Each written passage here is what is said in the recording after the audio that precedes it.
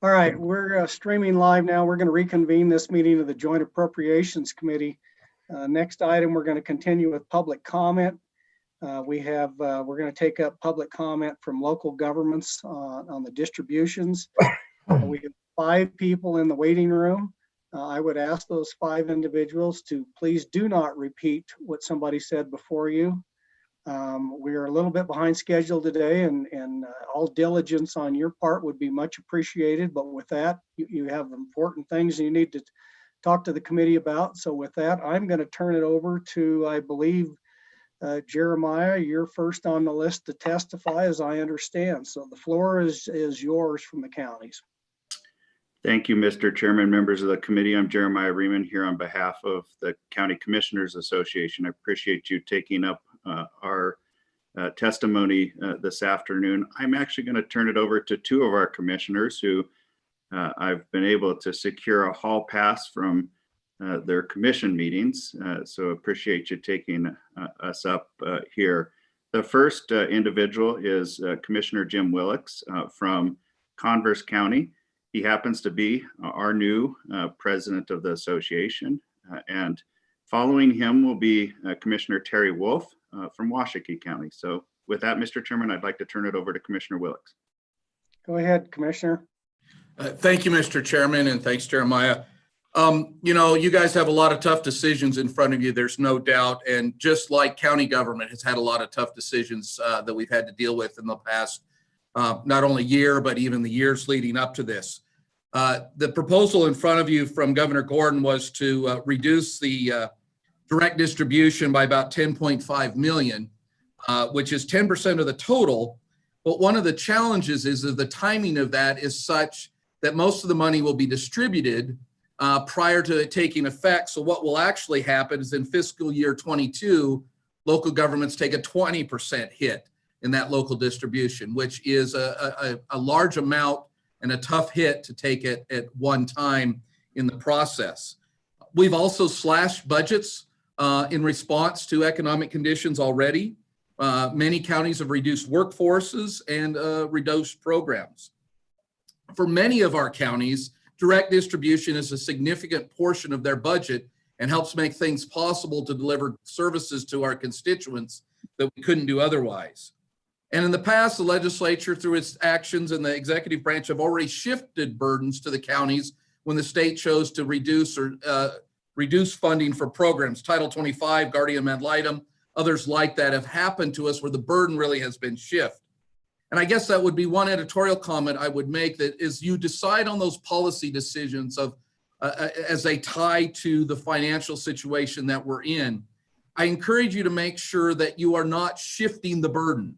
Eliminating a portion of the state's funding does not mean the program is gone, and it can shift that burden to the counties to pick up that slack. So I'd encourage you, as you look at that, if you decide a program is not worthy of funding, and that's a tough decision, don't fund it. Don't just reduce it so the burden is shifted to a different governmental entity like counties.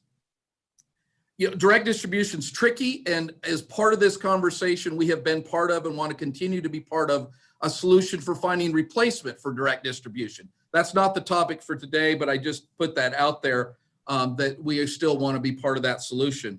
And lastly, before I turn over to Terry for some specifics, it is important to note that in fiscal year 15-16, direct distribution was $183 million.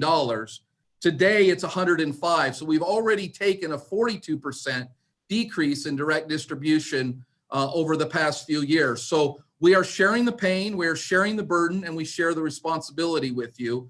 And we look forward to these continuing conversations as you face these challenging decisions. Mr. Chairman, I'd be glad to turn it over to Terry, and then we could take questions as a group if that's acceptable to you. Yeah, go ahead, Terry, if you would. Thank you, Mr. Chairman, members of the committee. My name is Terry Wolf, a Washakie County Commissioner, and I would just like to give you a brief little history for us up here in Washakie County. Washakie County Commissioners started trimming the budgets well over 10 years ago. Simple things like new equipment, we capped that at $500 purchases without before we'd have to have commissioner approval. Each department's budget has been trimmed to a bare minimum, but still allows for the office to function. When employees have left, those positions were not filled unless we couldn't get by without them. We're currently cross-training an employee that can work in the clerk Terry, can report, I interrupt you and for just clerk's a minute? office to allow Terry, for some addition. I'm going to Certainly. have you lean a little closer to your Yes, sir. microphone. You keep Okay. breaking up in your presentation. So Okay. go ahead. I apologize for that. Okay, real quick. I'm Terry Wolf, Washakie County Commissioner. The Washakie County Commission started trimming our budgets well over 10 years ago. Any new equipment over $500 to be purchased, we required commissioner approval. Each department's budget has been trimmed to a bare minimum, but to still allow the office to function. When employees have left, the positions were not filled in the departments unless we couldn't do without them. We are currently cross-training an employee that can work in the clerk of court, treasurer's, and clerk's office to allow for some additional flexibility with less personnel. To get a better perspective of our budget, I need to bring payment in lieu of tax.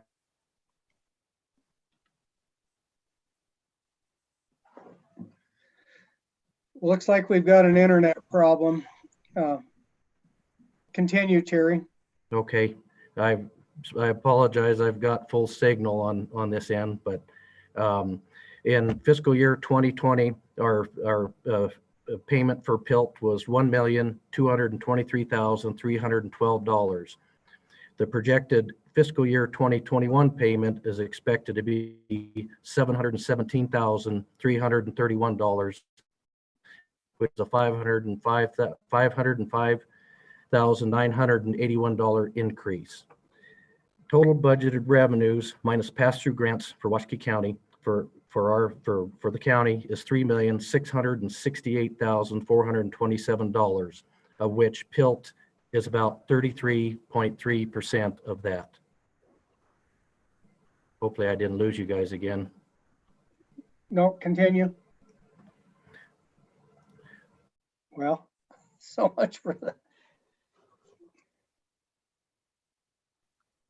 All right. We'll invest in more fiber in that part of the state. Apparently, we Are you still there, Mr. Chairman? Are you getting any of that? Terry, you keep freezing up on us, and we keep losing you sporadically. So we're not getting Okay. much continuity. Mr. Chairman, Yeah, Representative Kenner. could he just email us the information? Maybe that would be a way of conveying that to us. Mr. Chairman, I can switch to my phone if you don't mind me doing that. It'd just take me approximately a minute to do that. Let's do that, Terry. And then in the interim, Jim, you want to fill in anywhere here? Jeremiah. Mr. Chairman, I have a question. Okay, go ahead, Representative Summers. Mr. Chairman, thank you. And Jeremiah, this is probably for you because you would have to coagulate this information. If you don't have it, maybe get it for us because the questions will come up.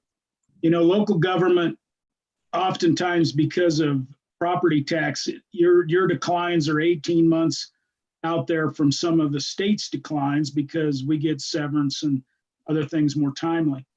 Have you figured out what your kind of percentage reduction in revenue has been over the last 5 years and particularly over the last year? And can you guys map that out as an entire state of counties? I know that's a lot of cats to herd, but you've probably been prepared for this. So I hope you have that. Mr. Chairman, Representative Summers, I'd be happy to work on it. I do have some of that information, and you're right, there is a delay at the local level, particularly as it relates to ad valorem, and that is 12 to 18 months. And so the next stretch really is the greater concern for counties. There have been some positive signs during this period with sales and use tax, but on the ad valorem side, things are striking. I could just share a couple of data points with you right now. If you look at the difference in assessed valuation across the state between 2019 and 2020, there was a drop of $321 million in assessed value, or about 1.4%.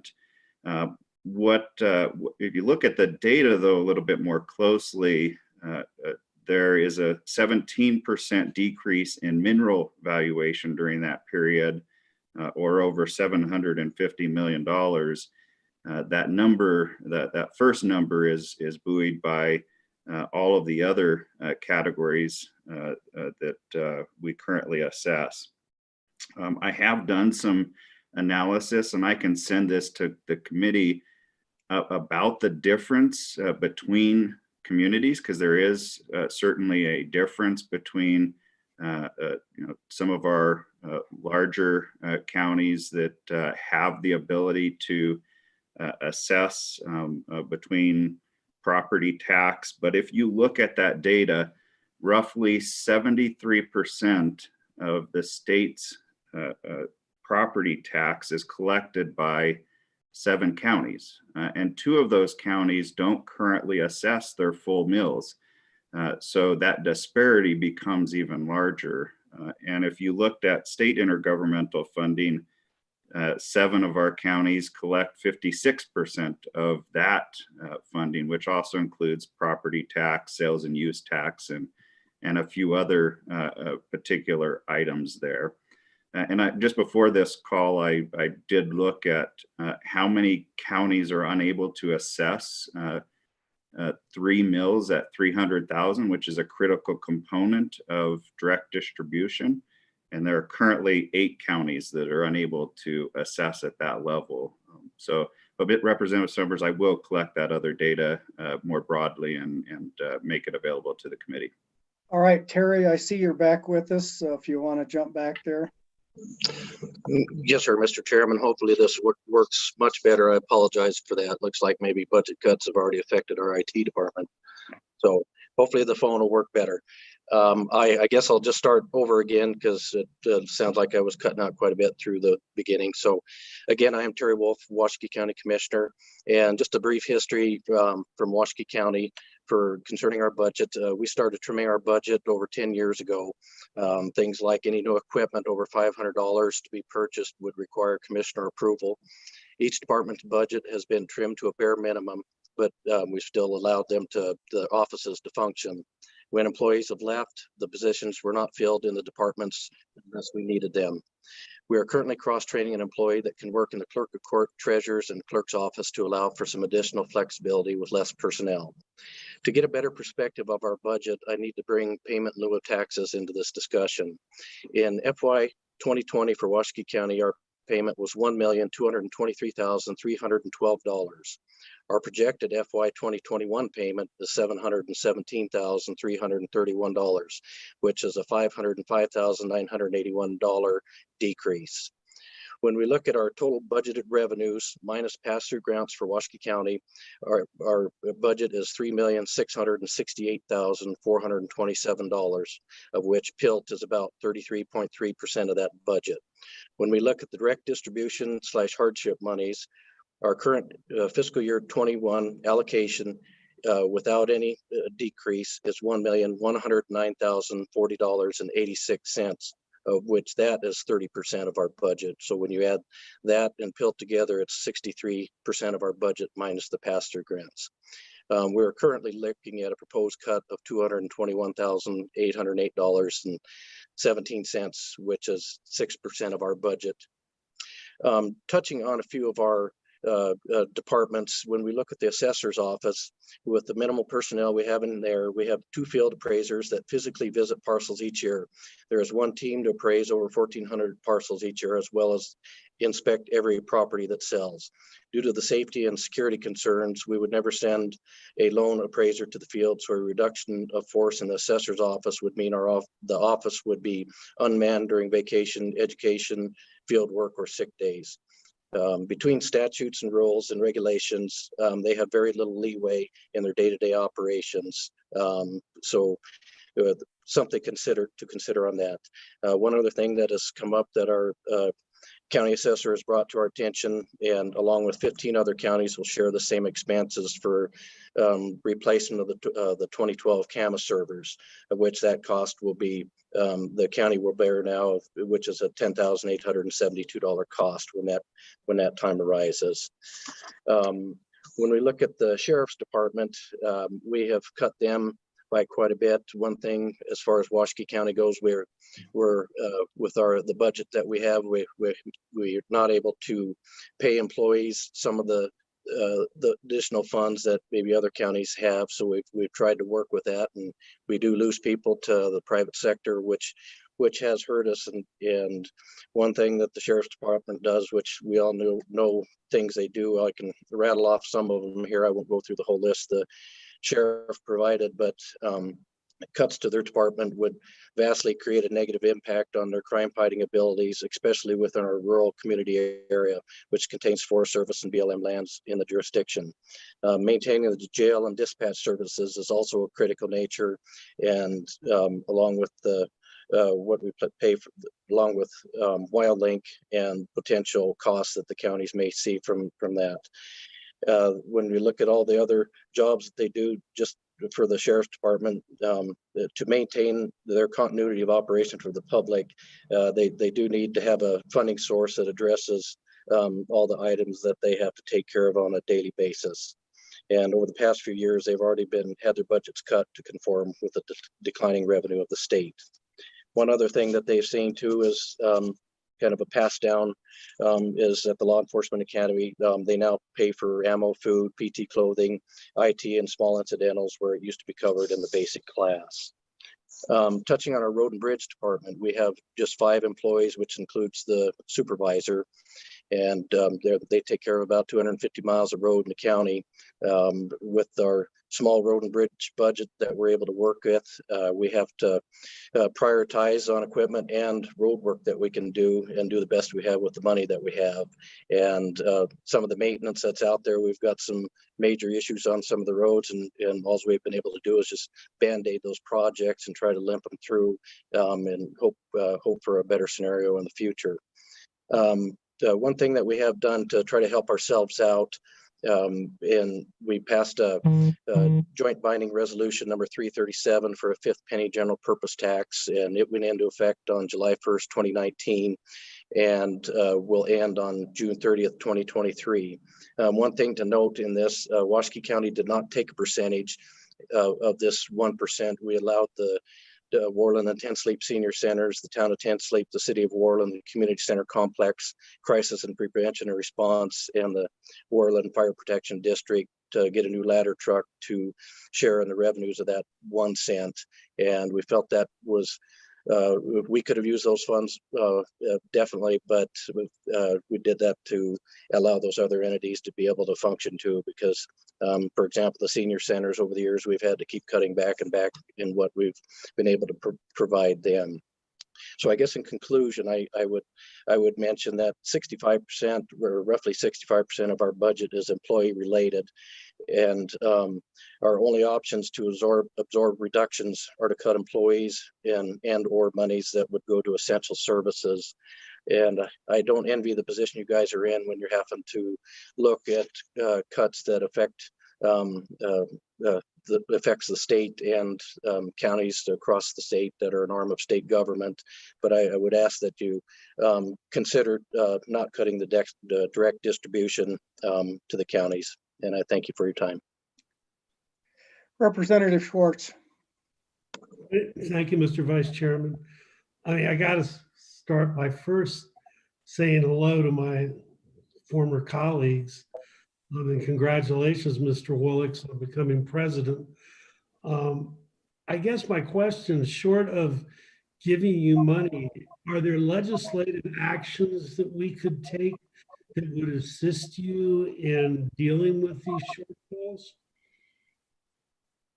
Go ahead, Jim. Thank you, Mr. Chairman. Good to see you too, Representative Schwartz. You know, we have been part of that conversation in a couple other committees as well. You know, some of the statutory requirements that we take on behalf of the state create some of our expenses. I don't know if I can give you a full list now. Terry gave you a couple examples. the assessor has to physically inspect the property every certain time period. You change that to every 10 years. I'm saying that's a good one, but those are the kind of things that are sent down to us that we've looked at some of the other areas that are on the edges. Jeremiah may have some other specific, we'll definitely look at those for you, Representative Schwartz, but most of what we do is dictated by state statute. The clerk has their duties, the treasurer has their duties. We are that arm of government at the local level. And we were frontline on the COVID response, and that created additional burdens as well. And so that's the challenge. I don't know if Jeremiah has any that he's compiled, but we're aware of that and we can try to look for them, but they're not as easy as you would think. Mr. Chairman, Representative Schwartz, I have presented on this topic, and so has my predecessor before the Revenue Committee. In fact, I did that earlier this year and provided them a variety of different scenarios about how you could raise revenue, raise fees, give additional flexibility at the local level, do some of the things that Representative Willix has mentioned. So that has been presented. I'd be happy to bring that same presentation here and show the complexities of what we're dealing with right now, and how it's a difficult decision for you as well in terms of making that decision about where to go to replace this particular thing. But as Commissioner Wolf stated, and Commissioner Willix, it would be our desire at some point to move off of direct distribution and be able to control our own destiny a bit more. So I've got a real quick question, Commissioner Willix and Wolf. Do either one of your counties assess the 6 penny? Have you guys put that on the ballot in either one of your counties? 6 cent? For Washakie, we have not tried to do a 6 cent, Mr. Chairman. It's as something that we could put forth. I just don't know how the voters would take it, but they've seen what we've done with the 5th cent, and it's been successful. We would just have to approach that and see how it would be received. Thank you. Jim? Mr. Chairman, yeah. So in Converse County, we have done the capital facilities tax. We did it for libraries and the college. The operating 6 cent, the way the statute, it has a little trickery because of the way it's tied to the 5th cent. If you're looking for the operating dollars, but we have passed the capital facilities one and used it successfully. Is it currently in place today? It is not in place today. Those projects were paid off. And Jeremiah may help me on this. So there's some complexities of going for the operational 6 cent that put the 5th cent at risk, that make it a little tricky to go after the 6 cent for operations. Jeremiah, you want to respond to that? Mr. Chairman, I don't have a lot to add there. There are some complexities if you wanted to use it for operations rather than specific purposes, and I can get that for the committee. All right, Representative Stiff, and then we'll go to Kenner and then Larson. Mr. Chairman, for Mr. Riemann or the others, if you repeal the sales tax exemption on groceries, that would more than make up the $10.5 million, I would think, for cities, counties, and towns, right? Mr. Chairman, removing that exemption certainly, raises a considerable amount of money. And I do think that ultimately it would perhaps make the cities whole, but in terms of its collection and distribution, it doesn't necessarily replace the county revenues that are lost on a one-to-one dollar if you lost direct distribution. But it is one mechanism by which you could raise sufficient revenues and perhaps change the formula such that it could replace direct distribution. Representative Kenner. Thank you, Mr. Chairman. Thank you, commissioners, for your information. Commissioner Wolf mentioned the percentage of the direct distribution there in his county. And I'm wondering if this could be for Jeremiah. Jeremiah, if you could send us information regarding all 23 counties. I realize there's probably 23 different stories, but what that percentage of the overall funding is for all the 23 counties. I know there are a lot of differences, and I'm sure Commissioner Wilkes County has a different story to tell, but that might be helpful information to us as we look at the impacts of that district distribution on all various counties. Representatives, who would I go? Stiff next, Representative, and then Larson. No further questions from me, no. Representative Larson. Thank you, Mr. Chairman. And Jeremiah, if I could, as you represent the association, maybe I could just ask you if you had any discussions as an association on any type of taxation that you feel is palatable to supplement or to generate revenue that we currently are striving to do. As you look at trying to get off the direct distribution, what's palatable? Mr. Chairman, Representative Larson, certainly we have had some of those. Jeremiah, hold on a second. Someone has everyone needs to mute because we're getting an echo. Mute, or if you're on YouTube, get out of that. Yeah. There I go. Thanks. Go ahead, Jeremiah. Yeah, Mr. Chairman, Representative Larson, we need to have further conversation on that, but there are a number of things that certainly have been discussed that would be palatable.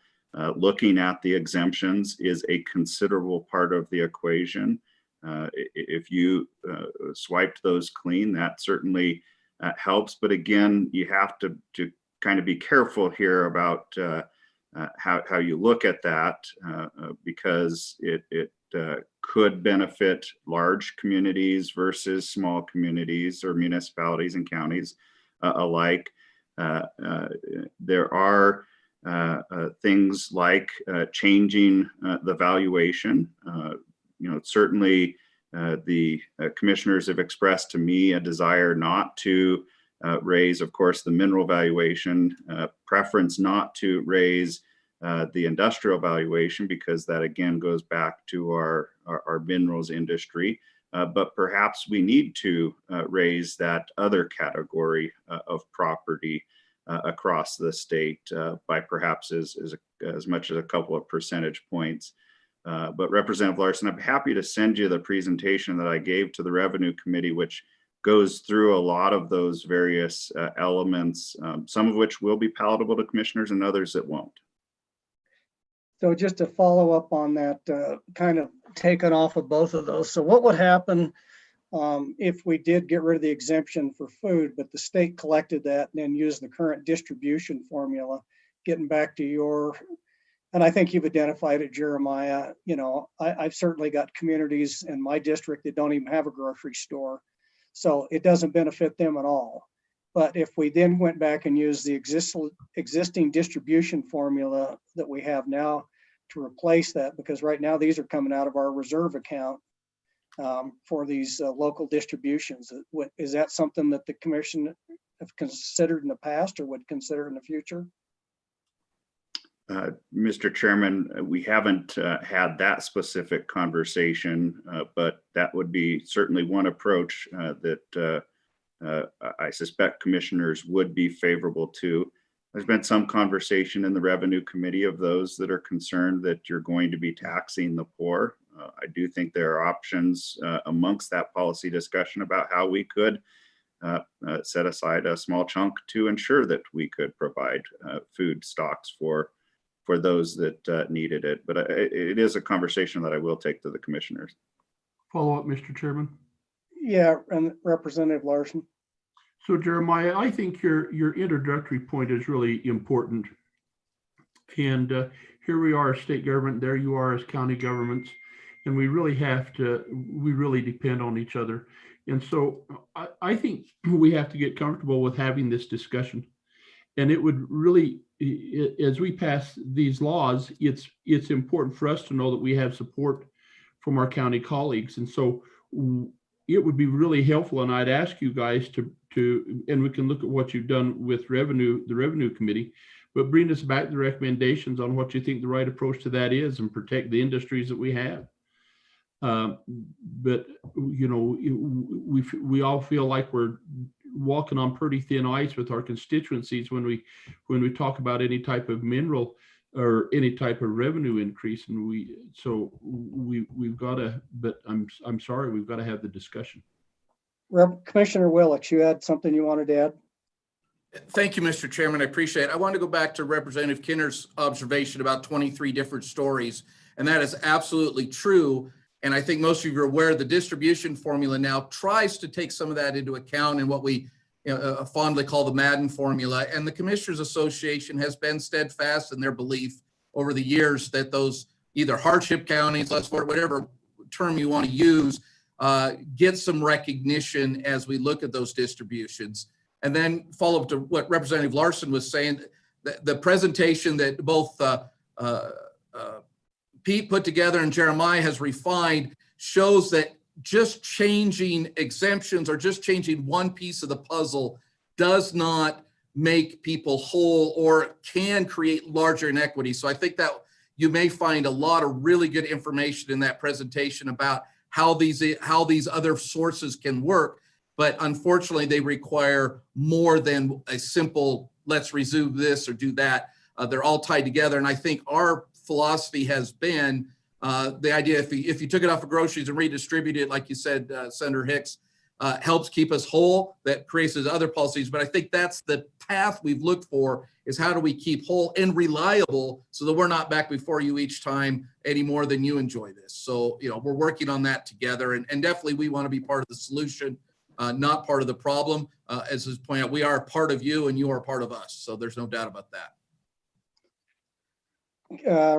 Senator Steinmetz, you had a question? Thank you, Mr. Chairman. Just a question and a comment.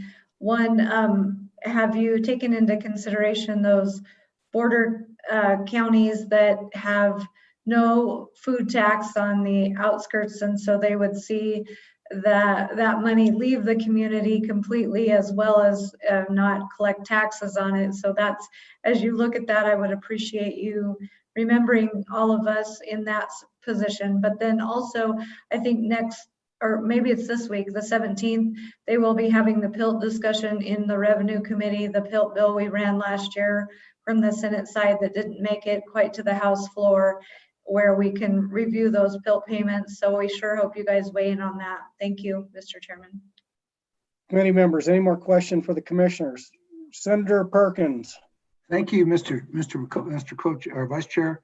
I don't know, Jim and Rich and Terry, Terry and Jeremiah, thanks for coming in and talking today. I do have one question for you that I just was wondering that what opportunities and how, if the counties have applied for CARES Act funding, reimbursements for various CARES Act, how that's gone, if that money's been received, if so, how much, how's that gone for you guys? And or has it just been, it's not been responsive for you at all? I'd be interested in hearing some response on that. Thank you, Mr.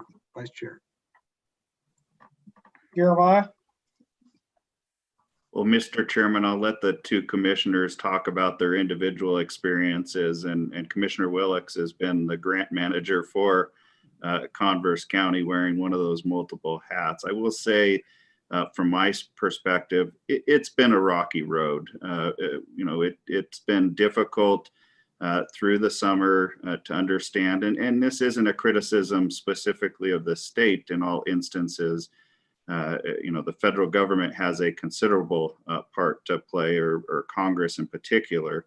But it's been a rocky road trying to understand what local governments could qualify for. Having to go through SLIB, and the process there has been a gauntlet. I will tell you that counties have been approved through SLIB to receive roughly $90 million. Now, that said, it's to be seen, and today's the deadline to submit for reimbursement, how much of that money ultimately will get to local governments. A significant portion of that reimbursement, based on the eligibility, is specific to payroll. and the thresholds are pretty high, and we're not certain whether every county will be able to get through that gauntlet, or if any of them, frankly, will at the level that they've requested and been approved for. So much to be seen, and certainly we hope that Congress can give us some more time to work through some of the issues we've experienced. Commissioner. Mr. Chairman, thank you. I have, Jeremiah's right. It's been a gauntlet, and a portion of it is the federal rules, which are really tough. But the SLIB made a couple policy decisions after the money was allocated from the legislature that didn't ease the burden on counties. And one in particular was the presumption on law enforcement for salary reimbursement. Had an option to actually make a statement that presumed that all law enforcement, first responders from March 1st through December 30th could be presumed dedicated to COVID, and all that salary and benefits would be eligible for reimbursement. Jeremiah and the WCCA worked tirelessly on this issue, and we'll give credit. The Office of State Lands and Attorney General worked hard to find a workaround to that rather than actually making that declaration. And that caused delay and caused uncertainty. We are applying for it. We're applying for it in, I would say, not the direct manner, but as you would know, and as Commissioner Wolf pointed out, our law enforcement is one of our biggest portions of our budget. Generally, road and bridge and law enforcement encompass the largest chunks. If that comes to fruition, that will be a benefit to the counties and municipalities that applied for that law enforcement money. I'm not clear if every county did, but that is ordered. As for the, if you will, the equipment and the PPE and the fiberglass windows, that process has actually worked relatively well. We to date have applied and been approved, but have not received dollars yet to our treasurer's office as of this morning. So I'm not aware of distributions going out, but we have finalized approval of that. So there's both good and bad with it. The guidance from the U.S. Treasury changed as everything with COVID did, and so that created some challenges.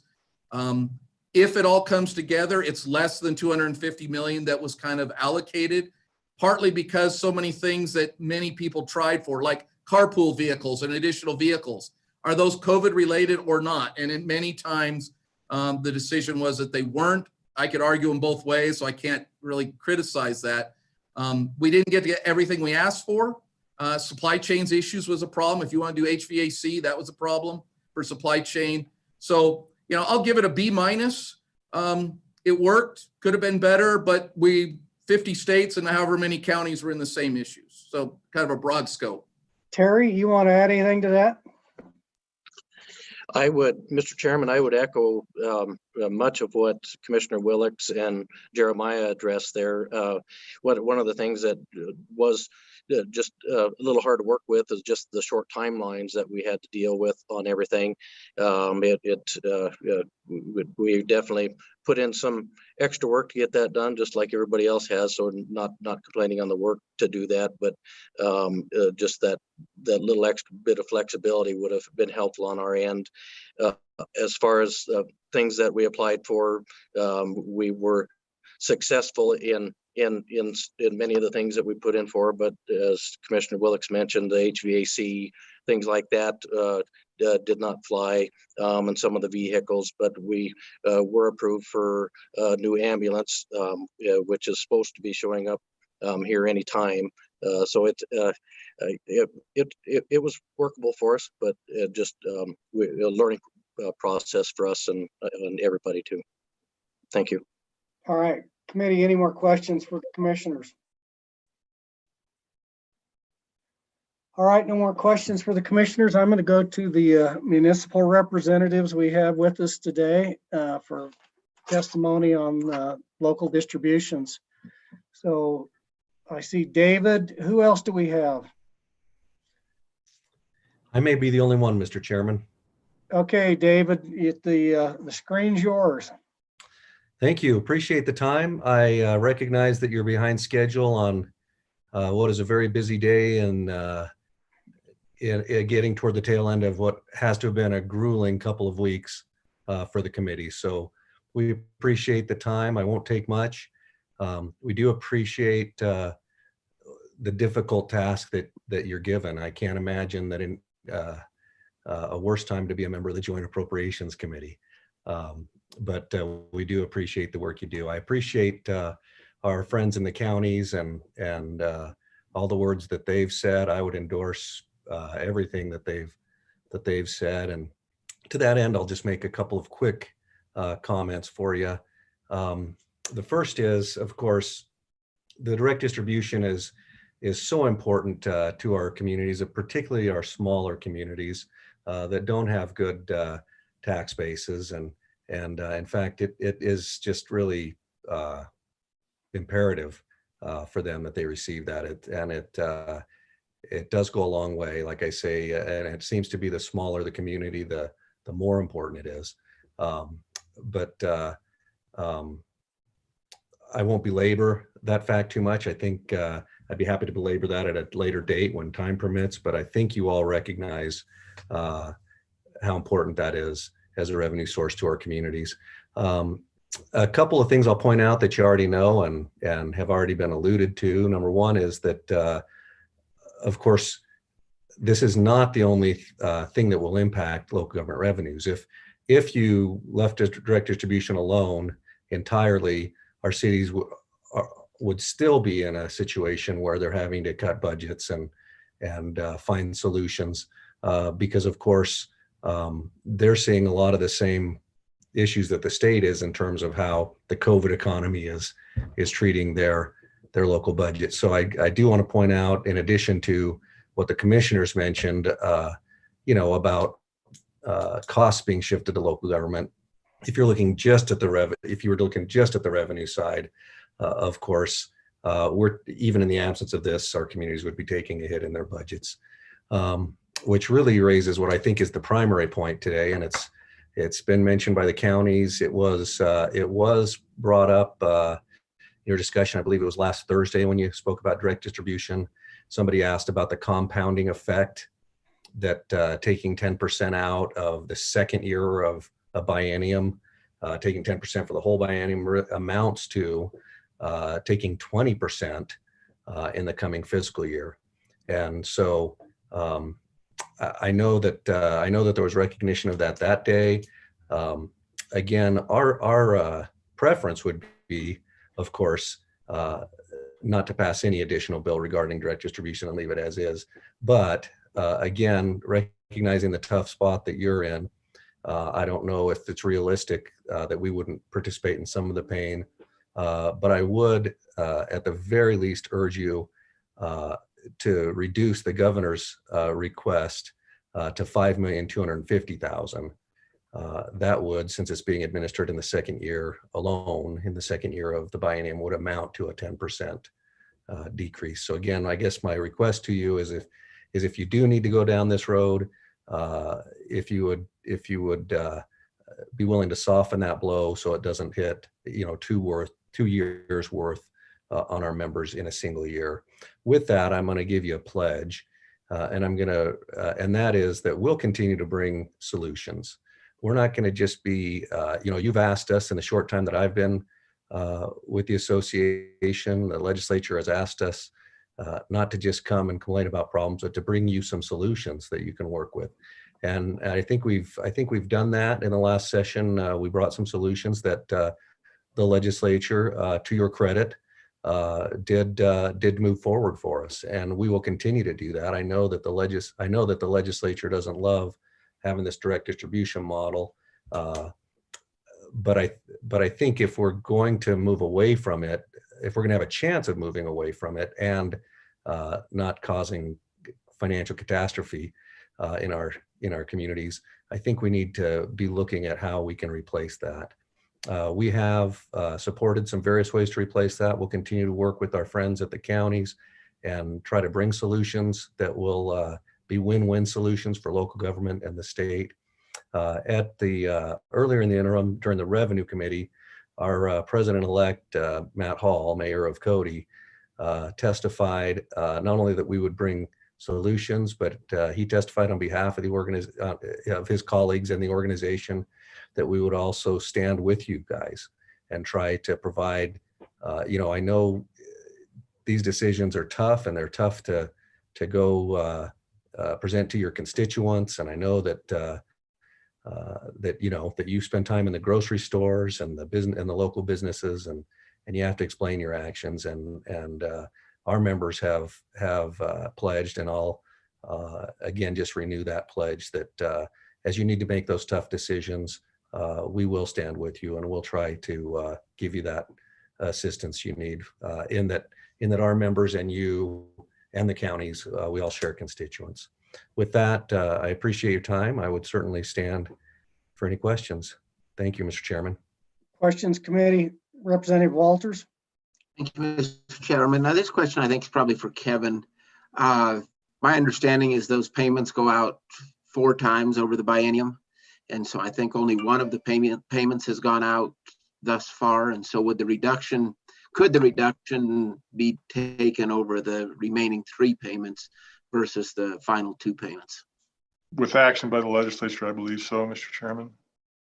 So following that up, if the legislature doesn't meet till later in the spring, how would that affect this upcoming second payment? If we didn't have the legislative action, but I suppose, we resisted this in step 2. We did not want to put this through a B11 for all the right reasons, I believe. So I still think that the process should be a legislative process, and the conversation should be taken the way that we're having it now. It's just that big an issue for all of us that I think that the legislative process would be the most generally accepted way. Acting on that otherwise would confound all the other conversations that we're having about the exercising of the B11s. It would be really not the right thing to do. All right, committee, any more questions for David on local distributions? Thank you, David. Committee, that wraps up the public testimony on local distributions. So Dawn, I've got Community College, Microsoft ETS, and Department of Health, and then Weed and Pest. Who do we have keyed up next? Mr. Chairman, I'm letting in Erin Taylor and her client, Michael Matt Miller with Microsoft. Okay. Erin, I'm going to turn it over to you. The screen is yours. Okay, hi, Mr. Chairman. I'm sorry, there must have been a lag in my watching. Am I testifying on the colleges or IT right now? We're on IT. Okay, perfect. Thank you for that, Mr. Chairman. Again, my name is Erin Taylor. I am representing Microsoft today, and just wanted to kind of kick off the conversation. And I think also in the room with me should be Mr. Michael Matt Miller with Microsoft. Imagine us walking to the table together to testify to the committee. I just wanted to talk about the growing presence that Microsoft has in the state. Of course, you're all aware of the investment with their data center right here in Laramie County, but the company's engagement in many economic development issues across several committees in your legislative space. A lot of it's about creating skilled workforce and creating more opportunities in the computer science area for Wyoming citizens. But I just wanted to talk to you a little bit about Mr. Michael Matt Miller. Mr. Matt Miller is Microsoft's state government affairs, part of our state government affairs team. He has a lot of experience helping state and local governments modernize and leverage their IT systems to help better serve their constituents. And just to let you know a little bit about his background, prior coming to Microsoft, Mr. Matt Miller served as the Chief Technology Officer for the City of Seattle. In light of the your discussions around IT governance, and we thought it would be a good idea to have Mr. Matt Miller here today to be a resource to you. So I do know, with your indulgence, Mr. Chairman, he has just a few moments of prepared remarks, but I think he's really just here to answer some questions for you and to be that resource. Okay, Michael, the floor is yours. Great. Well, thank you so much, Mr. Chairman, and thank you, members, for having me here today. As Aaron mentioned, my name is Michael Matt Miller from Microsoft. And prior to joining the company, I did serve as the Chief Technology Officer here in the city of Seattle, where during my tenure, we consolidated 15 legacy IT organizations into one central IT department with about 650 staff serving 14,000 end users in the city. I can tell you from an effort like that, that IT transformation and consolidation take quite a bit of time and effort to make work and deliver value. And so, I certainly support and recognize all the effort that CIO Knop has put in inheriting a challenging situation and doing the right thing by inventorying his IT organization and inventory of systems that he's working with.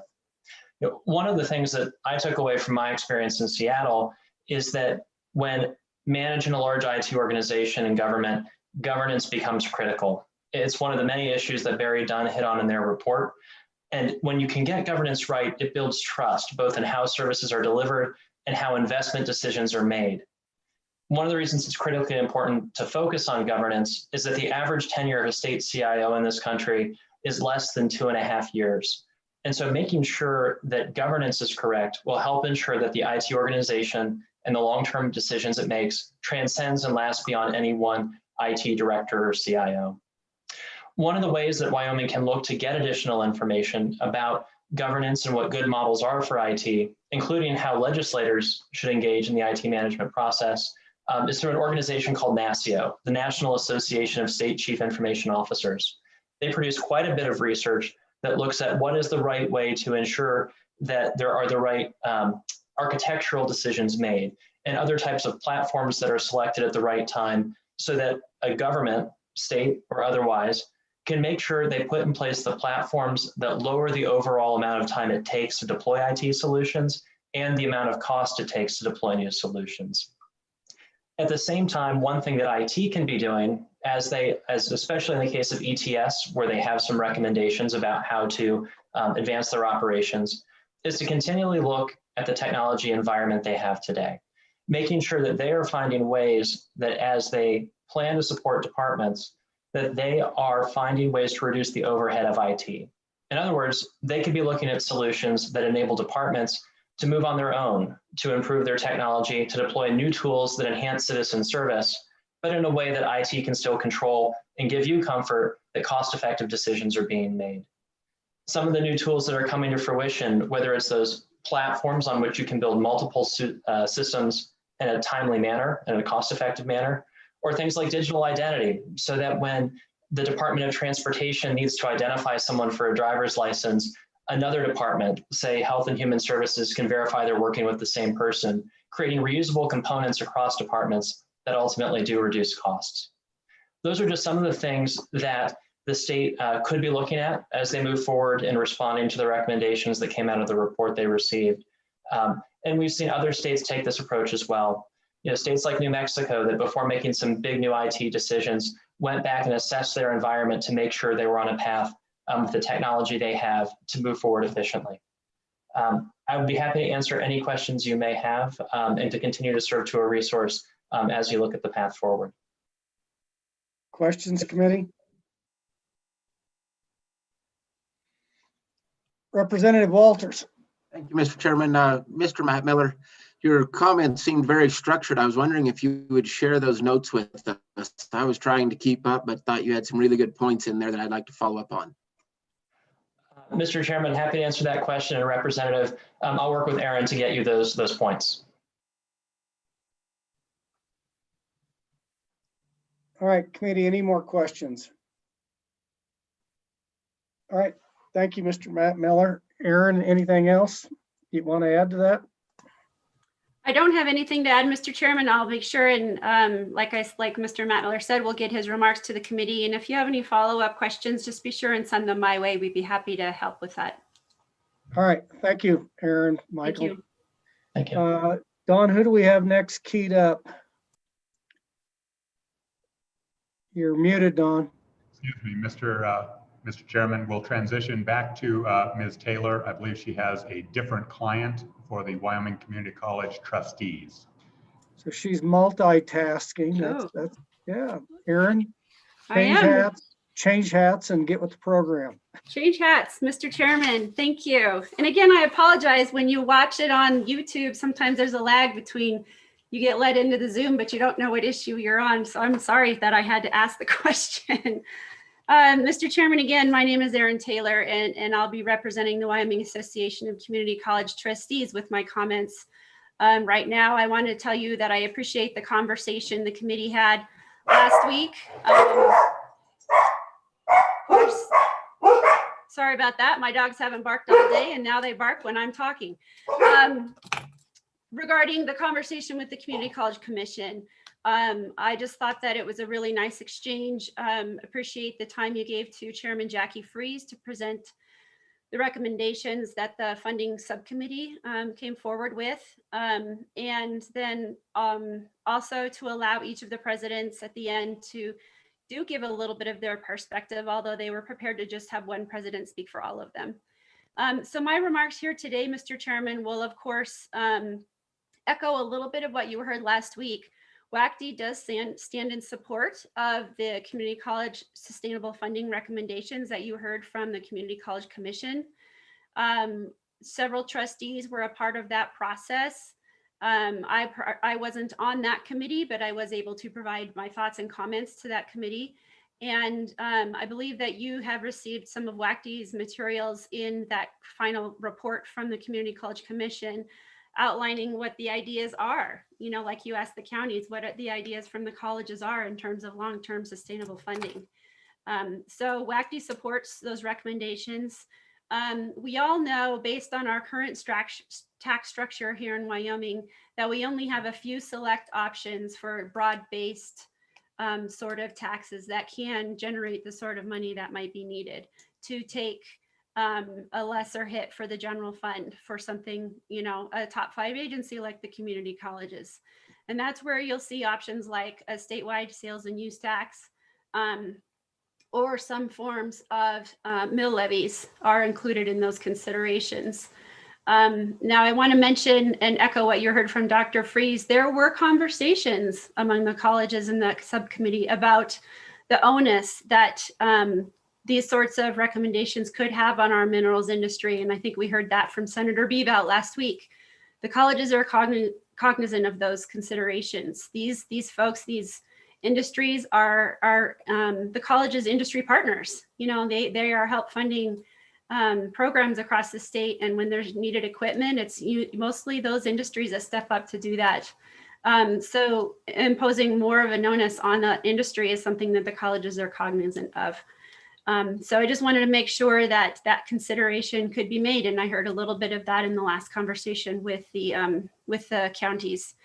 But something that I wanted to make sure you understand is that from WACD's perspective, you know, what we're talking about isn't simply about just taking money off the general fund. We've also considered some other options that the legislature could consider that could be helpful. They don't solve the long-term sustainable funding issue, but they do provide maybe some more opportunities and flexibilities. And so part of those include, for those of you who are involved in other committees, we've had conversations about some of the equity issues around the BOCES across the state. We've also had some of these conversations with dual and concurrent enrollment.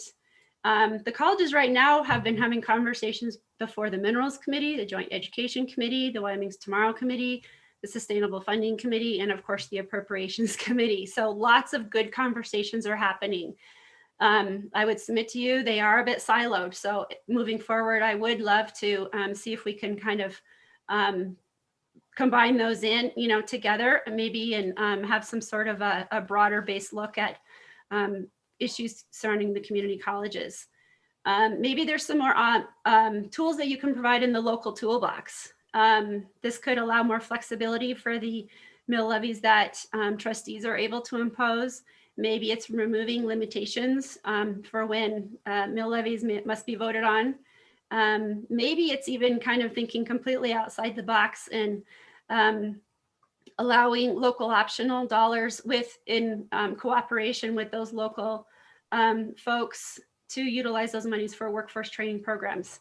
Just kind of thinking, you know, what's creative, what's out there.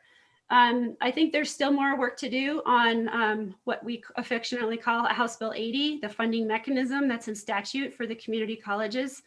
There's been a lot of great work on that over the last few years, but could be still work to go. And one really good example of that would be delivery of virtual classes. It's not, it is weighted less than in-person delivery. And especially in this time of a pandemic, I think that has been stressed more than ever, that the effort and cost that goes into delivering those sorts of courses are just as much as in-person classes. So just aligning House Bill 80 with some of the incentives for the what you'd like for an educated citizenry, skilled workforce, etc. Of course, we have already had a conversation around capital construction. We know that the dollars for moving some of those projects aren't where they used to be, but those projects that do require the authorizations are really still important for the colleges. And I'd like to express that the projects that you have lined up in the conversation are still important to move forward for a variety of reasons. I know there's conversation about investing in a Wyoming adult student financial aid program. That's not necessarily in this committee at this time, but you're going to hear about it. It's in the Wyoming's Tomorrow Task Force Committee. If there's ever a time where we need to invest in our state, it's right now. And that adult population is one that currently is not being reached. It's not being reached with Hathaway dollars. If we graduate every high school student in our state, we will not reach our attainment goals that the legislature and the state has set for the community colleges and UW. We have to hit that adult student population, and it's been wildly successful in other states. So I would encourage you to support that program when you hear of it in this committee. A couple of things just to kind of wrap up, just to mention, because as we're having conversations with legislators, and the colleges are doing that work right now, we're trying to meet with legislators, it's a lot of the new ones coming in, especially to talk about these big issues, so that as you talked about in one of your last committee meetings, I think it was last week, the need to educate folks about these issues. We're trying to do that work. A lot of people don't know that the colleges do not enjoy that protection in the Constitution as K-12 and the university have. So that's just something that we're finding that people are surprised about. And lastly, I know you heard this from the commission, but I wanted to emphasize again that the work that the commission did to approve an increase in tuition is something that they did take in October. And they have increased that tuition 8 of the last 10 years, so that they have been trying to keep that to a point where it's still competitive in the region, but still trying to bring in more dollars for that leg of the community college funding model.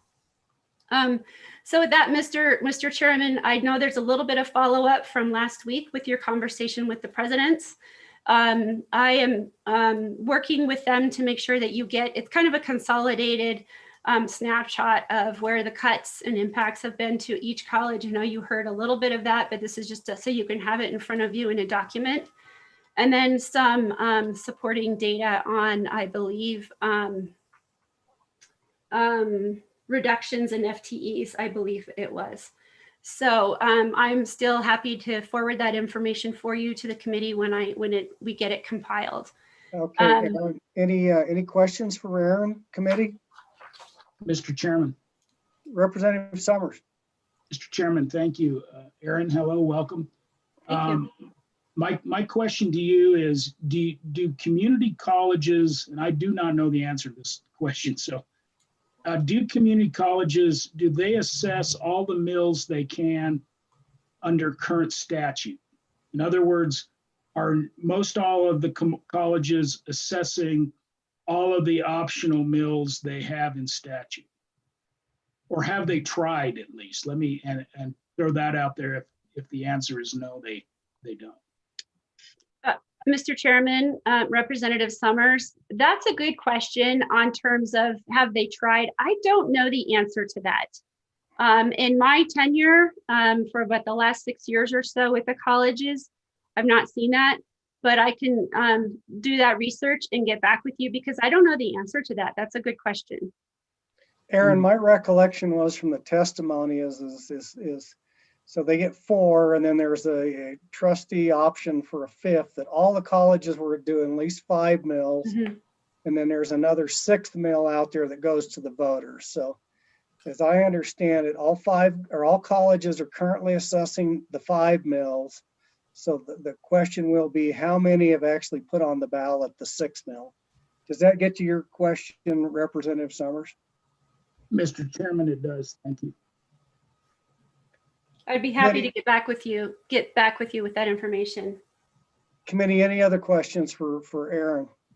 Michael Schwank, I think, can answer that, Mr. Chairman.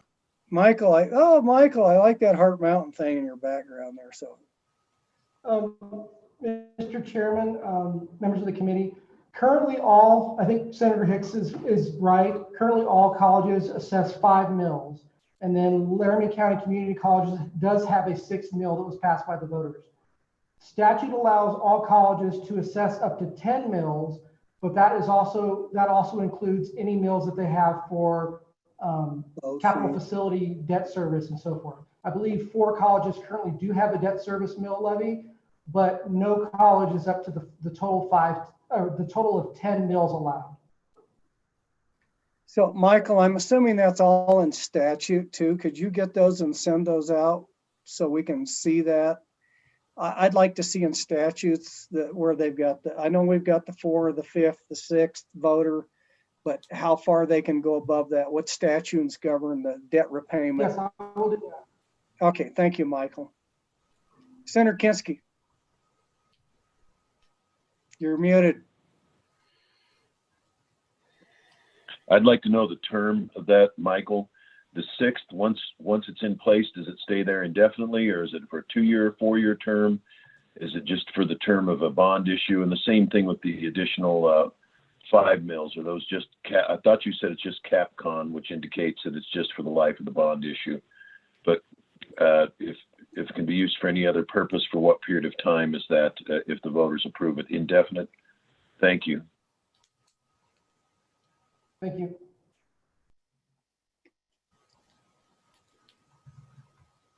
All right, committee, any more questions for Aaron or staff? All right, thank you, Aaron. Don, next one we have is, I believe, Department of Health. Is that correct? Mr. Chairman, that's correct. Shannon Davis, and she had public comment regarding the Department of Health. All right, Shannon, the screen is yours, Shannon, if you want to go ahead.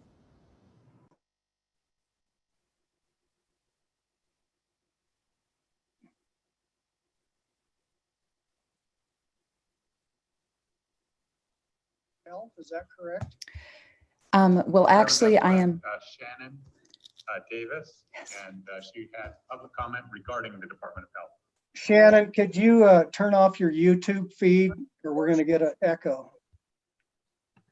My apologies about that. Continue. All right, thank you, Mr. Chairman, members of the committee. So my name is Shannon Davis, and I'm actually an independent provider of wraparound service. My comments today are in regards to priority number 7 of step 3 reductions on the supplemental budget narrative that was presented by the Department of Health yesterday. So this narrative proposes the elimination of the Children's Mental Health Waiver and the Care Management Entity Program, which is also known as wraparound services. So point blank, the state needs to cut costs somewhere, somehow. Wraparound, however, needs to be viewed from the lens of cost savings. A 2018 proposal from Wyoming Medicaid's Youth Initiative actually attributes overwhelming medical costs for children with mental disorders to ineffective, uncoordinated, or inappropriate service delivery. And in April of 2019, the Department of Health released an article indicating that this initiative, taking the form of wraparound services, was clearly reducing Medicaid costs for these children by reducing costs of alternative care measures. You know, how can one quantify the cost savings of a program when it impacts so many different entities, ultimately reducing baseline costs? So some of the entities that we have impact on include DFS, juvenile probation, detention centers, school districts, special education services, crisis centers, foster care, psychiatric res treatment, inpatient rehabilitation, mental health care workers, outpatient treatment, group homes, hospitalization. I mean, the list goes on. So eliminating one service at the expense of so many others really isn't very effective. Committee, in these sessions, you've often inquired as to how the needs of the most vulnerable of our population will be met after all these reductions. And simply put, there isn't an entity that can supplement the loss of wraparound services to meet the innumerable and pretty significant needs of children with severe mental and behavioral health issues, as compared to facilities that are more of a rehabilitative effort. We help the students transition to be able to function and survive in their natural environments with their natural supports, thus reducing the costs of some of the more extreme measures needed to help out these children. And I know listening today and listening yesterday, I do not envy, as many people have said, your positions. You have some very difficult decisions to make on a lot of different fronts. In such unprecedented times, it's difficult to do what needs to be done, to know where to draw that line. And it is difficult to be tough and fair with these decisions. And yesterday afternoon, Mr. Johansson stated very well the impacts of these eliminations when he said that these reductions are substantial and have material impact on the people who receive wraparound services. And I would add impact on innumerable others, entities, and budgets. So yeah, thank you for your consideration. I am definitely able to take questions or direct you to additional resources. So Shannon, and correct me if I'm wrong, but the way I understand it with wraparound, so they'll still receive some services. These are additional services on top of what they would normally receive. Is that correct? No, that is actually, unfortunately, not correct. From how I've been able to read it, the supplemental requests, the CME, what we call the C waiver and the care management entity, CME, is to be completely eliminated. Those are the two umbrella aspects of Medicaid that provide all of the funding for wraparound services. So these are on that economic threshold now that I recollect the conversation. That so it's the lowest level will still be eligible for Medicaid services. It would be that next tier of income level that this would remove. Is that correct?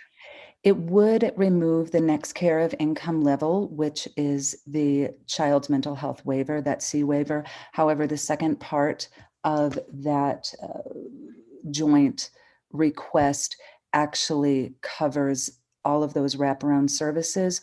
1/5 of those wraparound services are to children that are funded under the C waiver, what we call the C waiver, and the other 4/5 of those services are kids that are completely funded under Medicaid. Regardless, all of those children would be losing wraparound services. Representative Larson, you want to add something there? Yeah, just a question, Ms. Davis. And so the effort of these wraparound services, if I recall, when that contract was left, was to divert people from having to have more acute services to a residential treatment center or something else. And so the effort when that contract was first let was to get the wraparound services throughout the state. And so my question is, are there wraparound services in every county? Can you kind of give us a global picture, if you can, of the availability of wraparound services now in the state? Because I think I just don't know where that's at. Yeah, absolutely.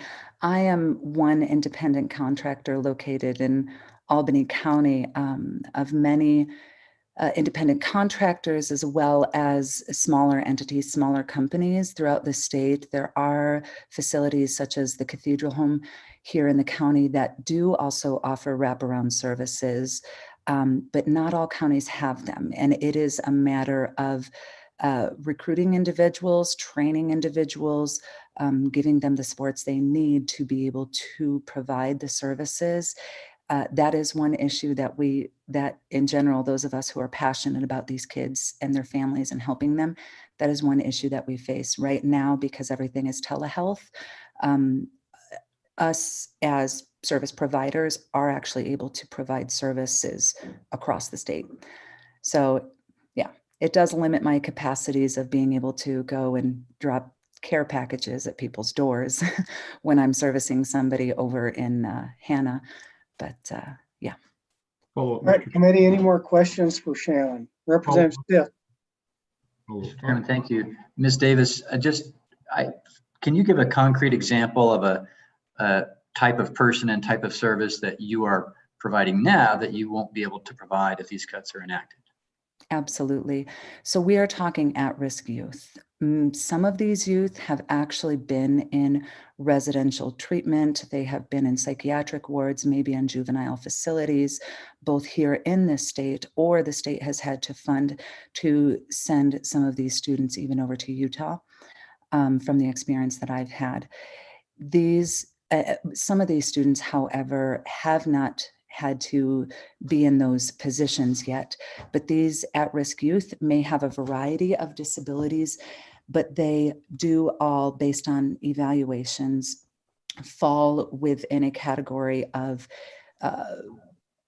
having problems that significantly affect mental and behavioral capacities, mental, emotional, and behavioral capacities. We're talking about students that may have presented actual threats to other people around them, whether it is in the home, whether it is in school. We're talking about students who are presenting threats to themselves potentially through suicide, kids anywhere from 4 years old on up to 20 years old. And what these children have right now with the basic services they have are very fragmented areas of their lives. The children and the families oftentimes are required to navigate a variety of systems. Oftentimes there is not just the inability, there's just a lack of knowledge on how to do that. We will find that there are some similar issues even within parents and the households. We deal with children whose parents have come from significant places of addiction themselves. And what we do is we help them to navigate, we help them to collaborate, we help them to coordinate all of these various areas of their lives. We're not mental health care providers per se, though sometimes just because of the relationships that we develop with the families and the kids, we step into that position. Ultimately, we desire to work ourselves out of a job with these families. We will work with them for a certain period of time, assessing how the family and the children are transforming and changing to the point where they are really empowered on their own, where they contain the self-determination to be able to function and not ultimately create that burden on all of these various entities and areas of society. Thank you, Shannon. Does that answer your question, Representative Stiff? I appreciate her time. Yeah, Andy, or Representative Schwartz, like that background. Thank you, Mr. Vice Chair. And thanks for coming in to comment, Ms. Davis. So at the beginning, you said something to the effect that if we remove the waiver, we would be getting service that is ineffective, uncoordinated, and was it inappropriate was the third word? I'm not sure. But my question is, are we facing some of those same problems even now with the system that's in place? So yeah, the quote actually that you're referring to was a 2018 proposal for Wyoming Medicaid's youth initiative. And what it was referring to is actually that overwhelming medical costs for children with mental disorders could potentially fall under some of those issues, could be because of some of those issues: ineffective services, uncoordinated, inappropriate. I actually recently completed a master's thesis regarding it, and nationally, the expenses that are spent on children's mental health are 8 times more than expenses in any other area that we have on the national level. I don't think that we here in Wyoming can exclude ourselves from those statistics, though I don't have the exact numbers. But there are most definitely expenses that continue to accrue to help out these children. As I'm sorry, I'm looking for names here, but as Senator Larson or Representative Larson had asked, we don't have enough staff. We don't have enough people that are doing this. And so it is hard for us. We only have a limited number of people that we can reach with the numbers of service providers that we have. And this is still, we really, as far as wraparound as a state, we began jumping into it really about 13, 15 years ago, from my understanding, but it's only been about 5-6 years that we've really begun taking off with these services. So we're still overall in the initial phases of being able to see the effects of this. One thing that we have very, very clearly seen even in the last 5 to 6 years is an increased understanding and awareness of the needs of mental health. And that in and of itself might increase some costs because people are beginning to go see mental health care providers and things like that. But ultimately, when we start hitting that stuff at the base of the tree, we're going to see that over time, costs are going to decrease. We're not going to be seeing as many kids going into residential facilities or staying there as long. We relieve a lot from the DFS. I know that Mr. Johansson did refer to a comment that the head of DFS had when she understood the cuts that were being made to this program. So, and we do also have a lot of people in judicial systems, in the judicial system, that as well would attest to the burden that wraparound services has relieved from them as well. Hey, Shannon, does that answer your question, Representative Schwartz? Mr. Chair, I could pursue it, but yes, it does. All right, committee, any more questions for Ms. Davis? All right, thank you for your testimony. Committee, next item we have, Dawn, is weed and pest. Yes, Mr. Chairman, Rod Litzel from testifying on weed and pest is joining. All right.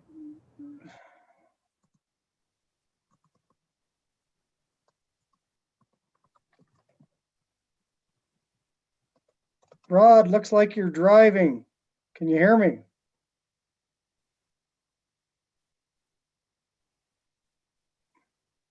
We cannot hear you.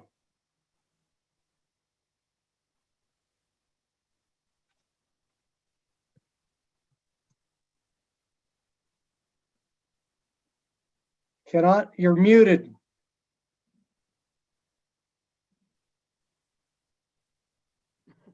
Okay, now I got it unmuted. Can you hear me and see me? We can hear you and see you. Don't run off the road. Okay, I'm stopped. Thank you, Mr. Chairman, members of the committee. I appreciate a moment of your time to talk about the allocations to state lands. As all of you are probably aware, OSLI takes whatever allocations you guys appropriate and budgets that back to the districts, which we then try and spread across our representative districts and work on projects on strictly on state land with that funding to kind of augment programs that we have with landowners, lessees, the BLM, Forest Service, adjoining lands. So our priorities are usually working with lessees that are working on their private lands adjoining state lands. And so the state lands funding is an integral part of our overall program to do that. And so we appreciate whatever allocation that can head that way for working on state lands. We prioritize primarily within special management program dollars, but obviously there's other needs out there. EDR, for one, that would be the one example perhaps where there might be a satellite infestation of leafy spurge on a chunk of state land miles from any known infestation on deeded land or whatever, and we would treat that as an EDR deal. The other issue is while lessees they're responsible within their lease to work on weeds on their leases. An integral part of that is within that lease agreement, state lands is within their budgeted amount, obviously, is to provide chemical for that purpose. And so if there's no allocation to state lands for any kind of weed work, obviously the motivation for a lessee to work on state lands isn't there, especially if they have to pay for the chemical as well as provide their own labor. Rod, let me ask you a question along that line, because weed and pest districts collect a mill levy. Correct. That's the money that's used to acquire the chemical and cost share with producers. But state lands, there's no mill levies assessed against state lands, so they're not paying into the program as far as any local funding at all. Is that correct? That's correct. It's strictly based on the allocation from the legislature.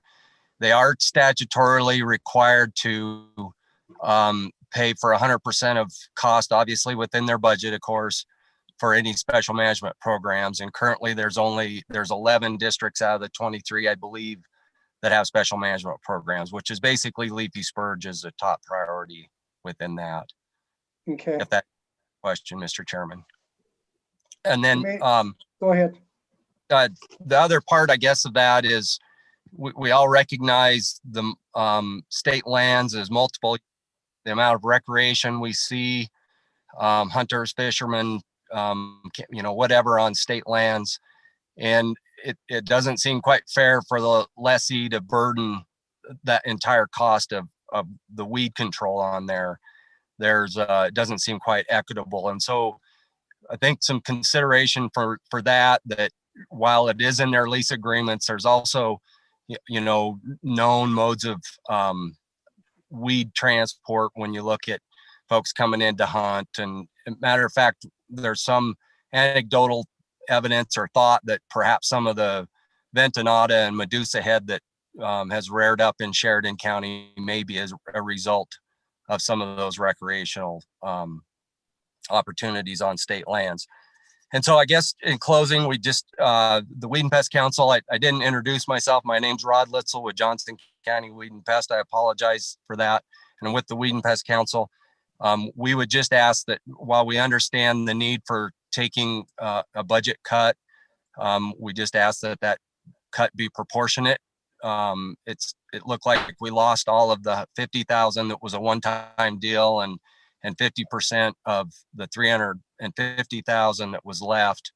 And at one time back prior to 2016, we were getting by with $700,000 on a biennium. And so this is a cut that hurts, not necessarily weed and pest, because that doesn't go into our budget, but we are working on state lands. And so it hurts state lands more than anything. And that's a valuable resource that and a valuable partner in our overall program. Okay, thank you, Rod. Any questions for Rod? Mr. Chairman. Yeah, Senator Kinski. Rod, with respect to the chemical cost, let's see the supply labor and so forth, the chemical cost, compare the chemical cost for Ventonata and Medusa head to the chemical cost for other kinds of weeds per acre. Sure. Mr. Chairman, Senator, I appreciate the question. When you look at the cost of chemical for Ventonata and Medusa head, one of the new products that's available right now When you look at just the chemical itself on a cost per acre is about $45 an acre. And then to compare that to other products for like leafy spurge or Canada thistle, other weeds, normally your costs should average somewhere around $15 to $20 an acre. Senator Kinski, does that answer your question?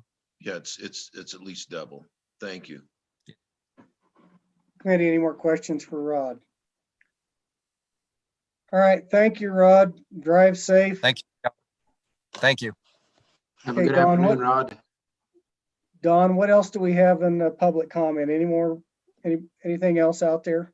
Mr. Chairman, no. You have addressed all individuals who have signed up and attended for public comment. I believe Mr. Moore, Charlie Moore from the Parimutuel Commission is next on your agenda when you wish to address that. Let's bring him on board. We're doing agency callbacks now, or in the case of Parimutuel, the first call.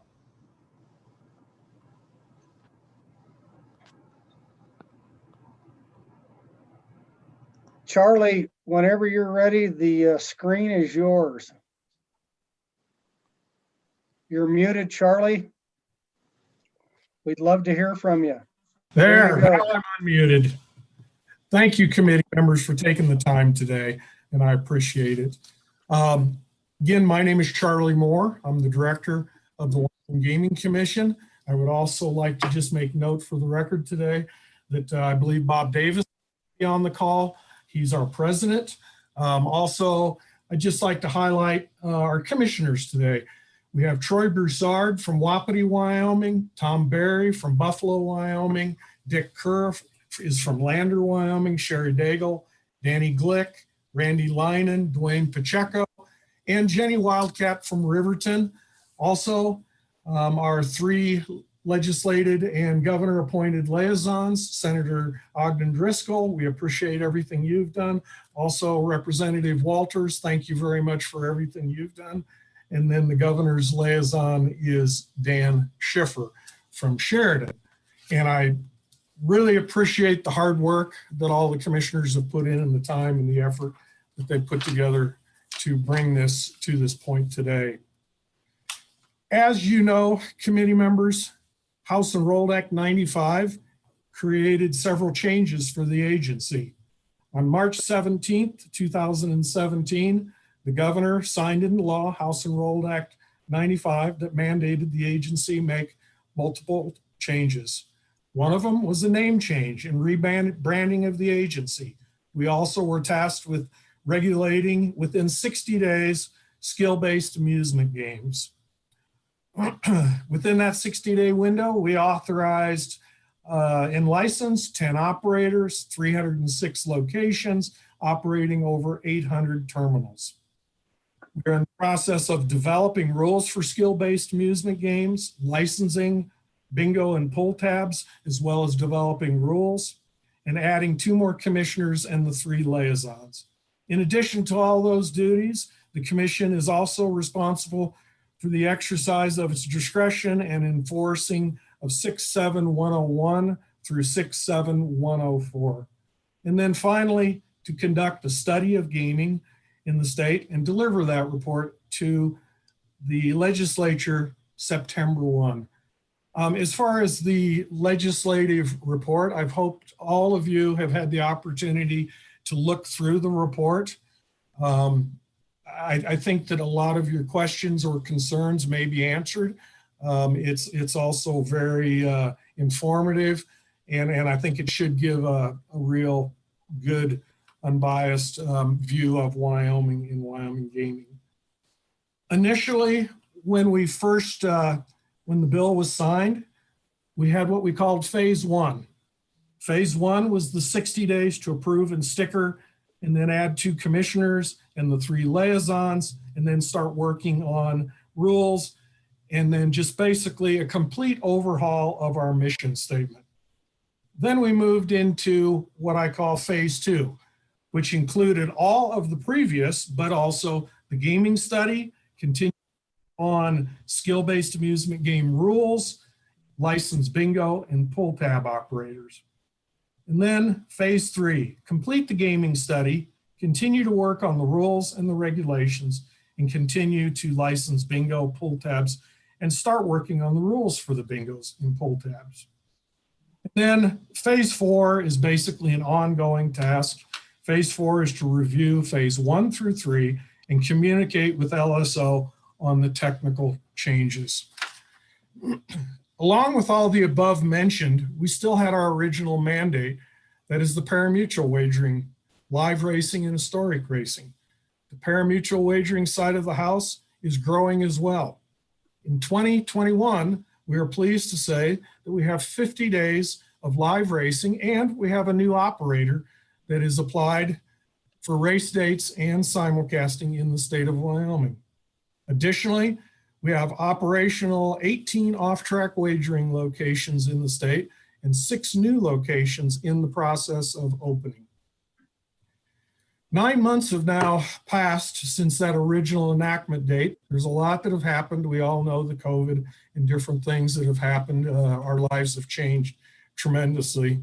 But to speak to our budget, our 100 series, we currently, that's our personnel series, which again, I don't think I need to tell you the series, the names of the series, but we've obligated 20%, we have 80% remaining. Our 200 series, and again, taking into consideration all the work and the different things that we've had to do to stand up this new commission. We have 20% obligated so far, again, 80% remaining. Our 300 series, 50%'s been obligated and 50% remaining. Our data processing and telecommunications, 17% has been obligated, 83%'s. 500 series is our space and rental, 50% obligated, 50% remaining. Interagency shifts is 23% obligated, 77% remaining. And then our 900 series, 12%'s been obligated with 88% remaining. We'll continue to review the agency's costs. With the COVID situation this year, we eliminated completely all out-of-state travel. We have minimized in-state travel. There is some definite advantages as far as that goes with our budgeting, with the Zoom meetings, so our costs have gone down considerably, but we'll continue to review the efficiencies and continue to look for cost savings where possible. At this point, Mr. Chairman, I do have one note that I would like to bring to your attention. On page 9 of the gaming report, I'll quickly run through, if you don't mind, Chairman Hicks. Go ahead. This page, I'll make it quick if that's okay with you, sir. Yep. Thank you. It's our philosophy as far as gaming and regulation. A strong gaming policy can maximize the benefits of while controlling social harm. An effective designed gaming policy can build an industry that produces sustainable benefits while also implementing controls that prevent potential adverse effects to gaming and creating a safety net for the vulnerable and may experience problems with gaming activity. A strong regulatory framework also allows the regulatory body to monitor and address signs of money laundering and organized crime, as well as the ability to fully leverage the economic impact of the gaming industry and foster a positive view of the gaming industry to the public. Quality gaming operators want good regulation. This is a message that resonates in all states where there is gaming, whether it's horse racing, casino style, it doesn't matter. The same feeling it resonates. While the adverse impacts of not adopting a strong regulatory framework are clear, it is also important to understand that high quality gaming operators support sound regulation. Without such regulation, all operators are judged by the worst among them. One bad apple can sour the public perception of the entire industry. And when the public becomes concerned about the integrity of any gaming operation in a jurisdiction, all operators feel the negative impact. Committee members, that's all I have. I would stand for questions. I do have Mr. Dobby on the call today that can run through the revenues that have been generated so far and go through that. But I would at this point either stand for questions or let Mr. Dobby go through the numbers. What would you prefer, Chairman? I think we'll ask questions. Co-Chairman Nicholas, you got any questions? Yeah, but my primary question is, I'd like a synopsis of the revenues up to date and your forecast for the next fiscal year. Mr. Dobby, can you answer that?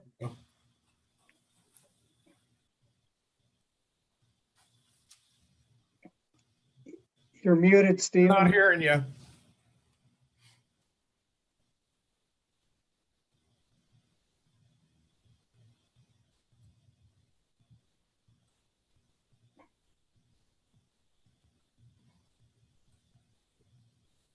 Try that, Stephen. Okay, can everybody hear me? Yep, go ahead. Can you answer Co-Chairman Nicholas? The following is a tax revenue summary, and this is from the 1st of January through the 31st of October. Regarding the historic horse racing terminals that are located at the off-track betting locations throughout Wyoming, the tax revenues received by the Wyoming Gaming Commission for the state fund, we collected $1,378,399. For the legislative stabilization reserve account, the same amount, $1,378,399. For our Breeders Award Fund, we collected $2,205,438.76. And then for the cities and counties at which these off-track betting locations are located throughout the state, we collected $5,513,596.90. Through the 31st of October, that total just on the historic horse racing wagering activity amounted to tax revenues of $10,475,833.66. Regarding simulcast wagering activities throughout the state, the tax revenues received for the state amounted to $37,427.88. And for our Breeders Fund, amounted to $16,304.58. That comes to a total for simulcast wagering activity throughout the state through the 31st of October of $53,732.46. With regards to the skill-based amusement games that did come online on the 11th of May, 2020, the tax revenues received from gameplay on the skill-based amusement games amounted to $1,641,372.39. We also collected operator fees of $30,000. Establishment fees of $78,750, and the individual terminal sticker fees, the total on that was $43,100 for a total tax revenue collected through the 31st of October on the skill-based amusement games of $1,793,222.39. Regarding forecasts, as long as facilities stay open, the historic horse racing terminals, we're bringing in with our overall handle on those every month amounts to about $60 million. And of course, the tax revenue is based on the wagering handle. We've been averaging on the skill-based amusement games throughout the state. We've been averaging on a weekly basis around $73,000 of tax revenue a week. Of course, that fluctuates from week to week, but that's just an average. With that, I'll pass it back to you, Mr. Chairman, and see if there's any other questions. Committee, any questions? Can we get that in a write-up, Stefan, the sheet that shows that, and distribute that to LSO so we've got that to look at? Yes, sir. Representative Kenner, and then we'll go to Representative Schwartz. Thank you, Mr. Chairman, and I was going to ask for the same thing, and if I could ask for a little bit of a refinement on the dollars that would go back to the locals, whether it be, you know, whoever that is, the locals, that money divided up locally. Representative Schwartz. Thank you, Mr. Vice Chair. I'm curious on the skill-based game stickers.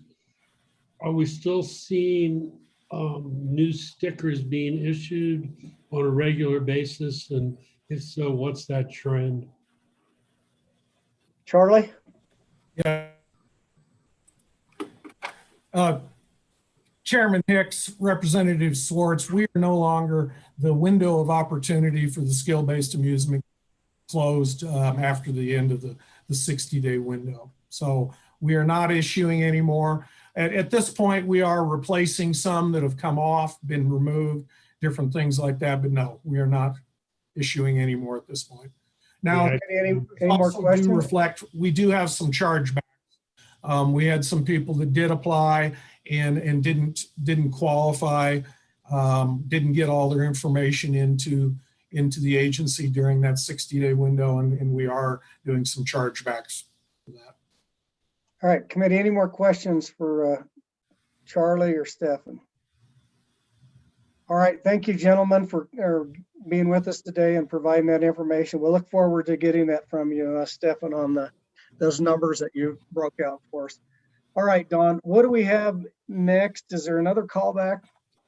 Just before I follow up with Representative Walters, Tom, do you have any bills coming out that will impact revenues if passed, or what's going on? I'm having a bill drafted in regards to sports betting, online or mobile sports betting, similar to the one we saw last year.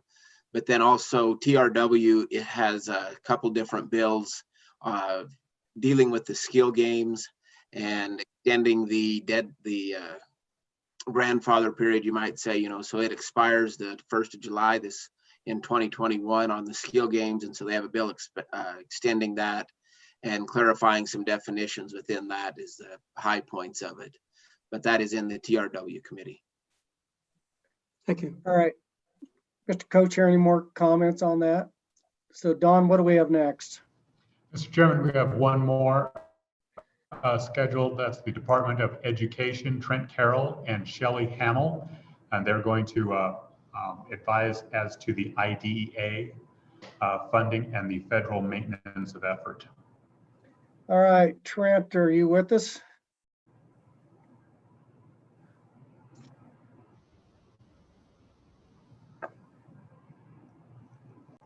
I see they're on the screen, but I don't have any video or sound.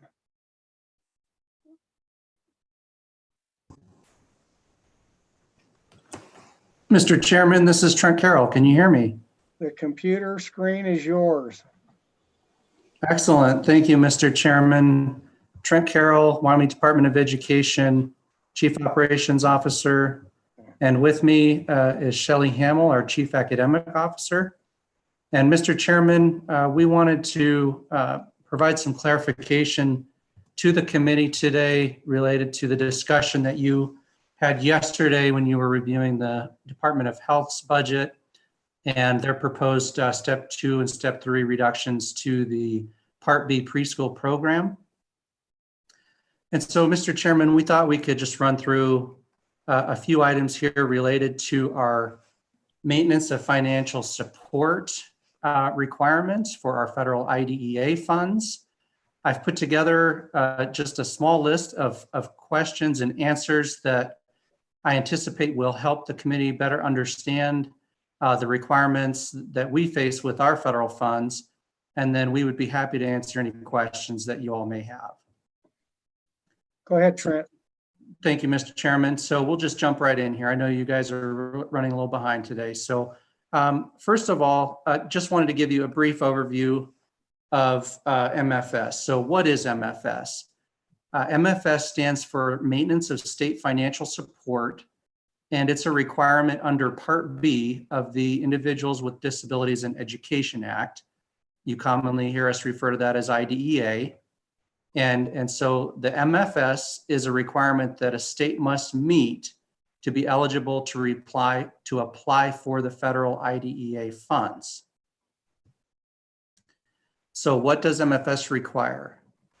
MFS requires that a state makes available at least the same amount of financial support from year to year for the education of children ages 3 to 21 with disabilities. And so, like I said, to receive the Part B federal funds, we have to meet that eligibility requirement. We submit an annual state application to the U.S. Department of Education for the IDEA funds. And part of that application includes an assurance that we will maintain our MFS in exchange for receiving the IDEA funds. So just a quick overview of the funding that we report for MFS. The amount includes the state special education funding that we provide to Wyoming school districts. That's the majority of the amount that we report, about 91%. It also includes the Part B funding in the Department of Health Preschool Services Unit. That's about 8.5%.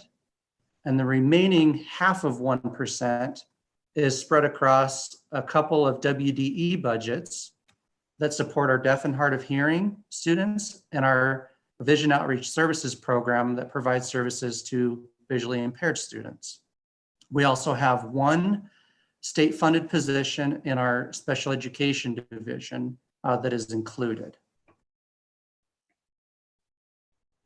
So, Mr. Chairman, wanted to give you just a little bit of information about the federal IDEA funds that we receive each year. The most recent award that we just received this past July was just over $35.5 million.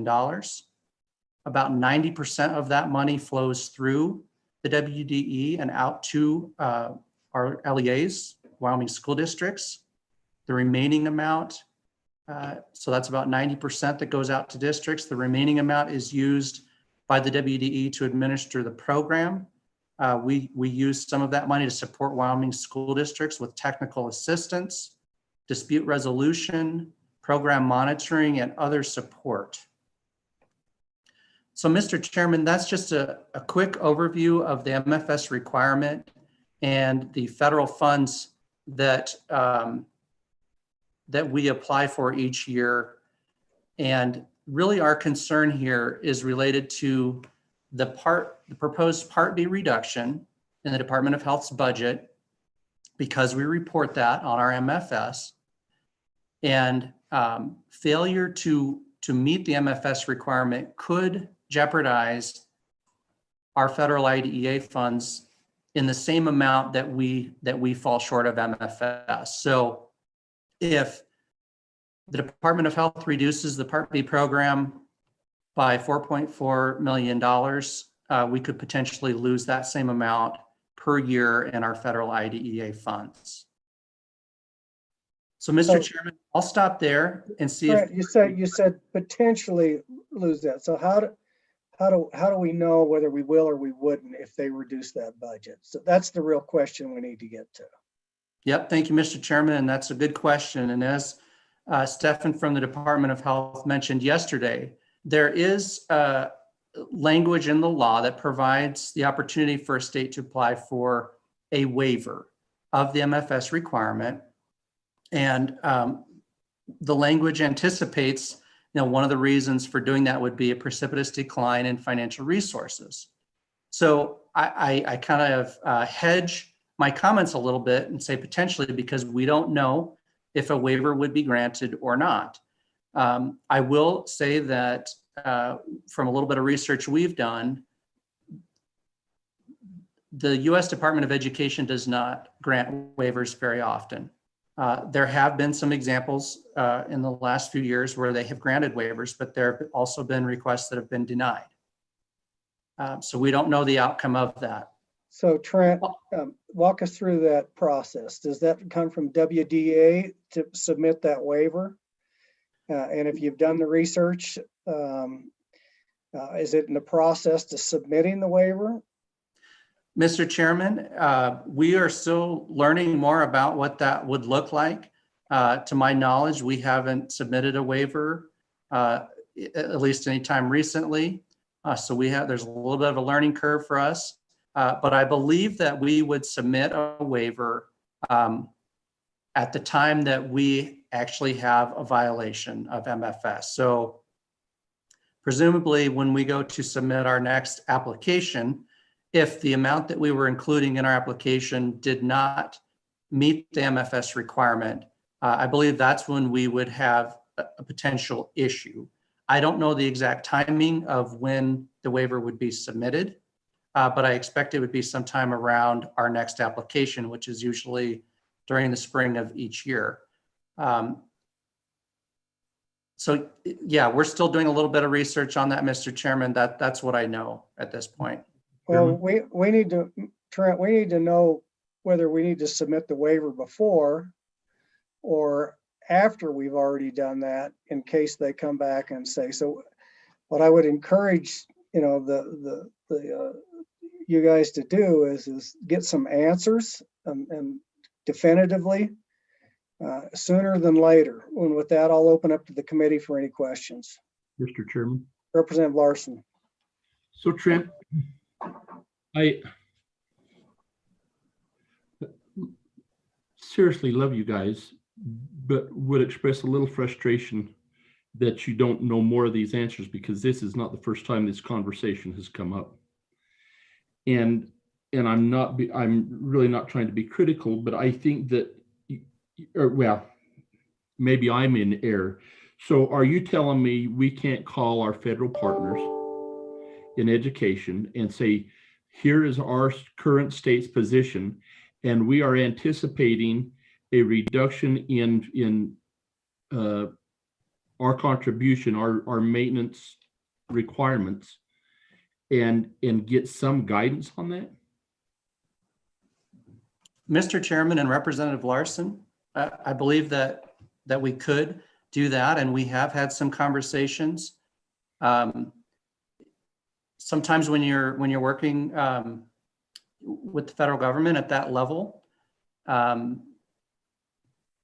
there isn't a lot of information available until there's a problem. So I'm pretty certain, and I will confirm this, but I'm pretty certain that there isn't a process where you submit a waiver for a violation that has not yet occurred.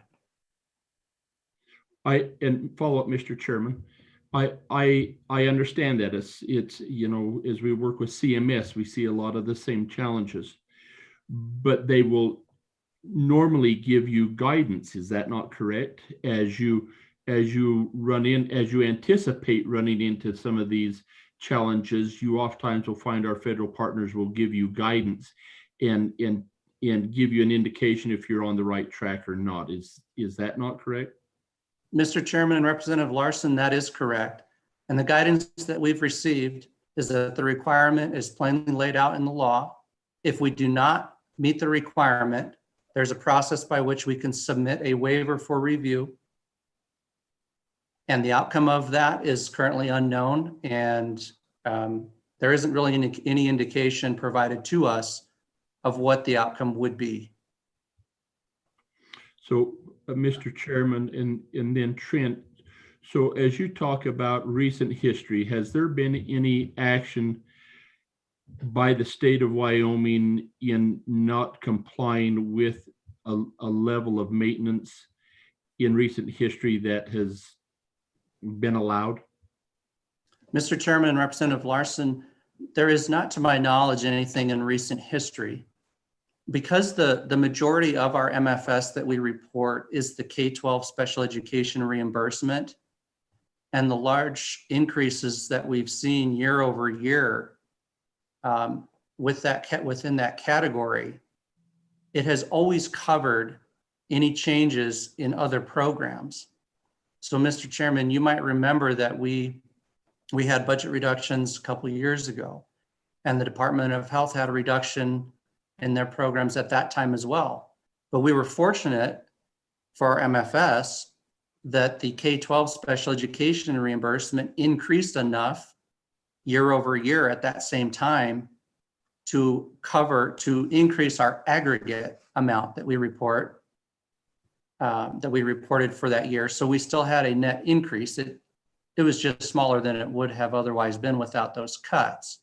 Part of the challenge that we have right now is that we have, as you are aware, a cap on special education funding for the last 2 years. Because of the timing of how we report these expenditures for the K-12 reimbursement, the next application will include the amount of special education funding for the second year of the cap, so for the last school year. And because that amount has been held constant, we will not cover any changes elsewhere, including any changes to the Part B program. I know that's a little bit complicated. I hope I explained it okay. You did. You did very well. Thank you. Representative Stith. Mr. Chairman, thank you. Mr. Carroll, so can you describe how the benchmark is set? I mean, is this a one-way ratchet scenario where if you decide in a given year to increase your special ed spending by 10%, and the following year after that, they say, well, that's your new benchmark. And so the only thing that can ever happen is that your effort requirements always go up, or is there some other more rational way of establishing what your level of effort is or should be? Mr. Chairman and Representative Stitt, that's a great question. And our understanding is that it's basically a one-way ratchet up process. And that makes it tough when we go through times like this. But that is how the maintenance of financial support works. There are other requirements within the IDEA program for school districts, and there's a little bit more flexibility there. It's what we call maintenance of effort, or MOE, at the local level. And at that level, there's the ability to calculate a per pupil amount. And so when you have changes in enrollment or other factors like that, you can find some relief in other ways. We don't have that at the state level with the MFS. Representative Summers. Mr. Chairman, thank you. And Trent, thank you for coming along. So let's say we just go ahead and we cut that 4 million. And worst case scenario, the feds decide, okay, you shouldn't have done that. We'll just back out 4 million for you. So of the 35 million, we just wouldn't get 4 of that. And then if we went ahead and complied with our maintenance of effort later, in another year or 2 years or whatever, then I would assume that we could go back to where we were, right? In other words, is there a penalty? Once we get off the track, we can't get back on the track, or how does that work? Mr. Chairman and Representative Summers, I believe that your interpretation is correct. I think that for each year that we were short of MFS, we would see a reduction in our federal award by the same amount. It is my understanding that the MFS threshold remains constant even when you're granted a waiver for a year, the year after that, your MFS is still at that highest point. So you get a brief reprieve, but then you're back at that same level. I assume that it would be the same if you had multiple years where you were not in compliance, you would receive less federal funds. And then if you came back up to your required level, presumably you would be okay. But again, those are questions we would need to work through once we were in the official process with the U.S. Department of Education.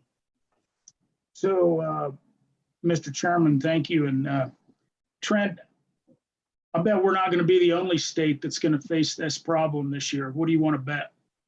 And so every state's going to be cutting budgets. Every state's going to be in danger of meeting their maintenance of effort. And I suspect that the federal government, we may take a 1-year hit on this, but I would suspect that there's going to be other states in this boat. And And as we look to cut dollars wherever, it's all going to have an impact, right? I mean, there's no place that you really cut that doesn't have an impact. And so, you know, I'd encourage you to find out as much as you can in the next few weeks. You know, I'm probably going to bring a motion, whether it's successful or not, to cut that money. But I encourage you to find out as much as you can in the intervening time before session, so we have a clear picture of the impacts. Thank you. Representative Larson. Thank you, Mr. Chairman. Trent or Shelley. So our last request was for 35 million from the federal department. And then what do we have to contribute out of general funds to maintain that per year? Mr. Chairman and Representative Larson, give me just 1 minute here and I'll see if I can pull this up without disconnecting my connection here.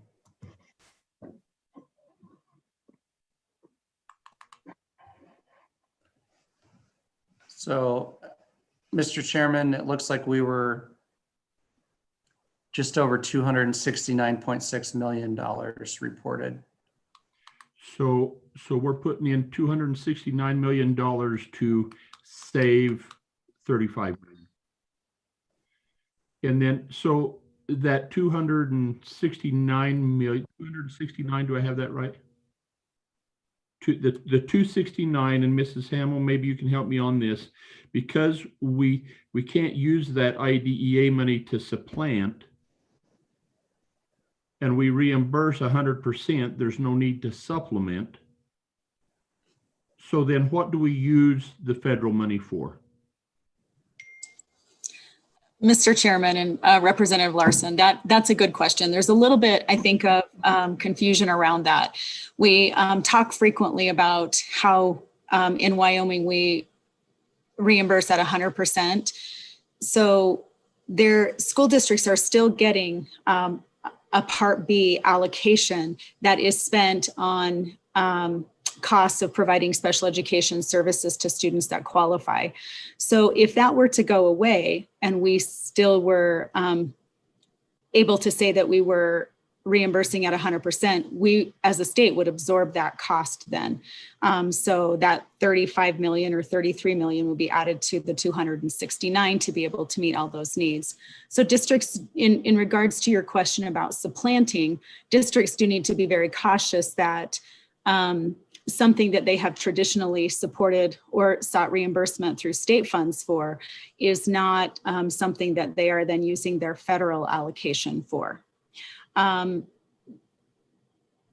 Because there is that supplanting concern at the district level. Mr. Chairman, and so I'm just wanting a little understanding is, if then there is not a need to supplement additional costs beyond what we've reimbursed, which would be appropriate use of those funds in a district, what then do they do with those funds?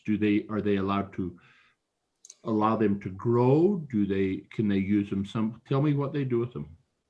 Okay, Mr. Chairman and Representative Larson. It's not that these dollars layer on top. Districts have been working with both funds of money for many years.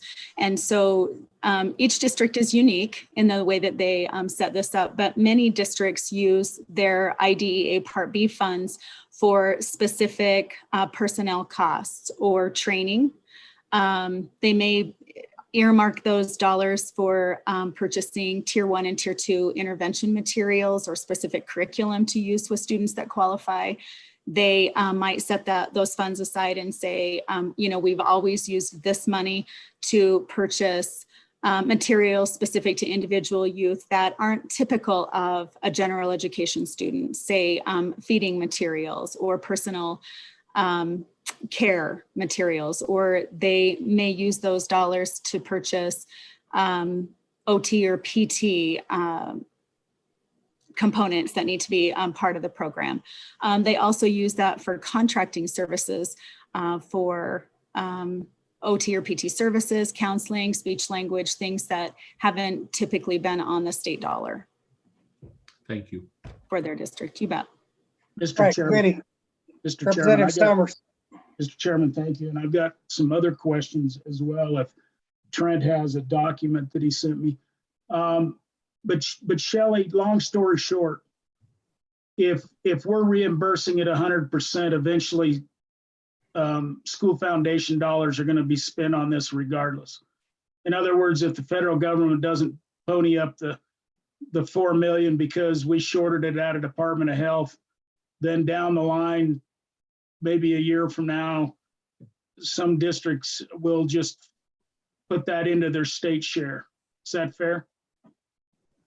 Mr. Chairman, Representative Summers, that is fair. It's as long as there's not a cap. I mean, I think it's safe to assume that any of those dollars, whether they're the federal Part B funds or our state dollars that their districts are seeking reimbursement for, they are the surplus costs of doing business for special education. So I think it would be safe to say that districts are spending all of those federal IDEA dollars to meet those needs. And then they're also spending whatever they're turning in for reimbursement to meet the IEP needs of specific students. So yes, you could imagine shifting from those federal dollars to the state request for reimbursement. Thank you, Mr. Chairman. And so the benefit maybe is we delay paying that for a little while, and that may be all of it. Mr. Chairman, I just have one more question. If Trent can get back to me on this in an email. But Trent, you sent me a document that had all of your WISE expenditures starting on 7/1/18 going through 6/30/20, so a 2-year period. And then we know that you have in your budget cutting 884,000 out of that, but I really didn't understand where that would be in these particular contracts. You know, you have a couple of big ones at Kimono, ESP Solutions. I can't imagine all the maintenance agreements you have in here, and I can't believe that they're all for the WISE program. Are all of these maintenance agreements for the WISE program? Mr. Chairman and Representative Summers, the ESP contract, the Kimono, those large ones, yes, those are all for the WISE program. There are a couple of contracts in there on that list, like the contract with Instructure that supports our LMS system that school districts use. So, you know, it's connected, but it's not the data collection piece like with those other contracts that you mentioned. National Student Clearinghouse, 440,000. I don't know if that's why I see you're paying flea check out of this. He's not part of the WISE program. Mr. Chairman and Representative Summers, so there are some contracts like the National Transcript Center contract that we use for the transmission of those transcripts, graduation information. I know our Hathaway program uses that. The Mike Fleechek contract supports our work with accreditation and, you know, of course, the accountability work that we do there as well. And so we did fund part of those costs out of this unit as well. So just in an email, when you cut that 884,000, show me which of these contracts you're cutting. And if you can cut those, why can't you cut more of these? So just send me an email on that. Mr. Chairman, happy to do so. Thank you. All right, committee, any more questions on this topic for Mr. Carroll? All right, thanks, Trent and Shelley. So committee, I think that cleans up agency callbacks. What I'd like to do, just take about a 15-minute break and then come back. And what I'd like to do is right now is adjourn the, so Don, just procedurally, we want to do an executive session, so we don't want to adjourn this session. How do we need to do that procedurally? Well, Mr. Chairman, I think you have two options. I'm not sure what you want to do in executive session. If you truly do want to go into executive session, you will need to resolve yourself, go into executive session, and then come back at a later time, whether that's in an hour, 2 hours, etc. I don't know this, but I suspect you may just want to speak informally amongst your colleagues and not resolve yourself into executive session, in which case you can do that and adjourn for the day and continue to have your discussions as you do from time to time. All right, committee. So Mr. Co-Chair, unless you have any objections, what I'd like to do is adjourn for the day. We'll Yeah, and I just might point out, Mr. Co-Chair, that one of the things that we're going to do in executive session is go through a training workshop with Dawn. But I think that because it's a training workshop, we don't need to be in open public session. So Dawn, but we could do that without an executive session, correct? Just have a training session, or do we need to go into executive session on that? Mr. Chairman, I believe you could just do that in training. All right. So committee, this is what we're going to do. We're going to adjourn the Joint Appropriations Committee meeting for today. So this completes that. Then we're going to take a 15-minute break, and we will get back in just an informal workshop with staff at 3:45. Does that work for you, Mr. Co-Chair? Right. And Don, do we just come back into the same Google, or do we do something different?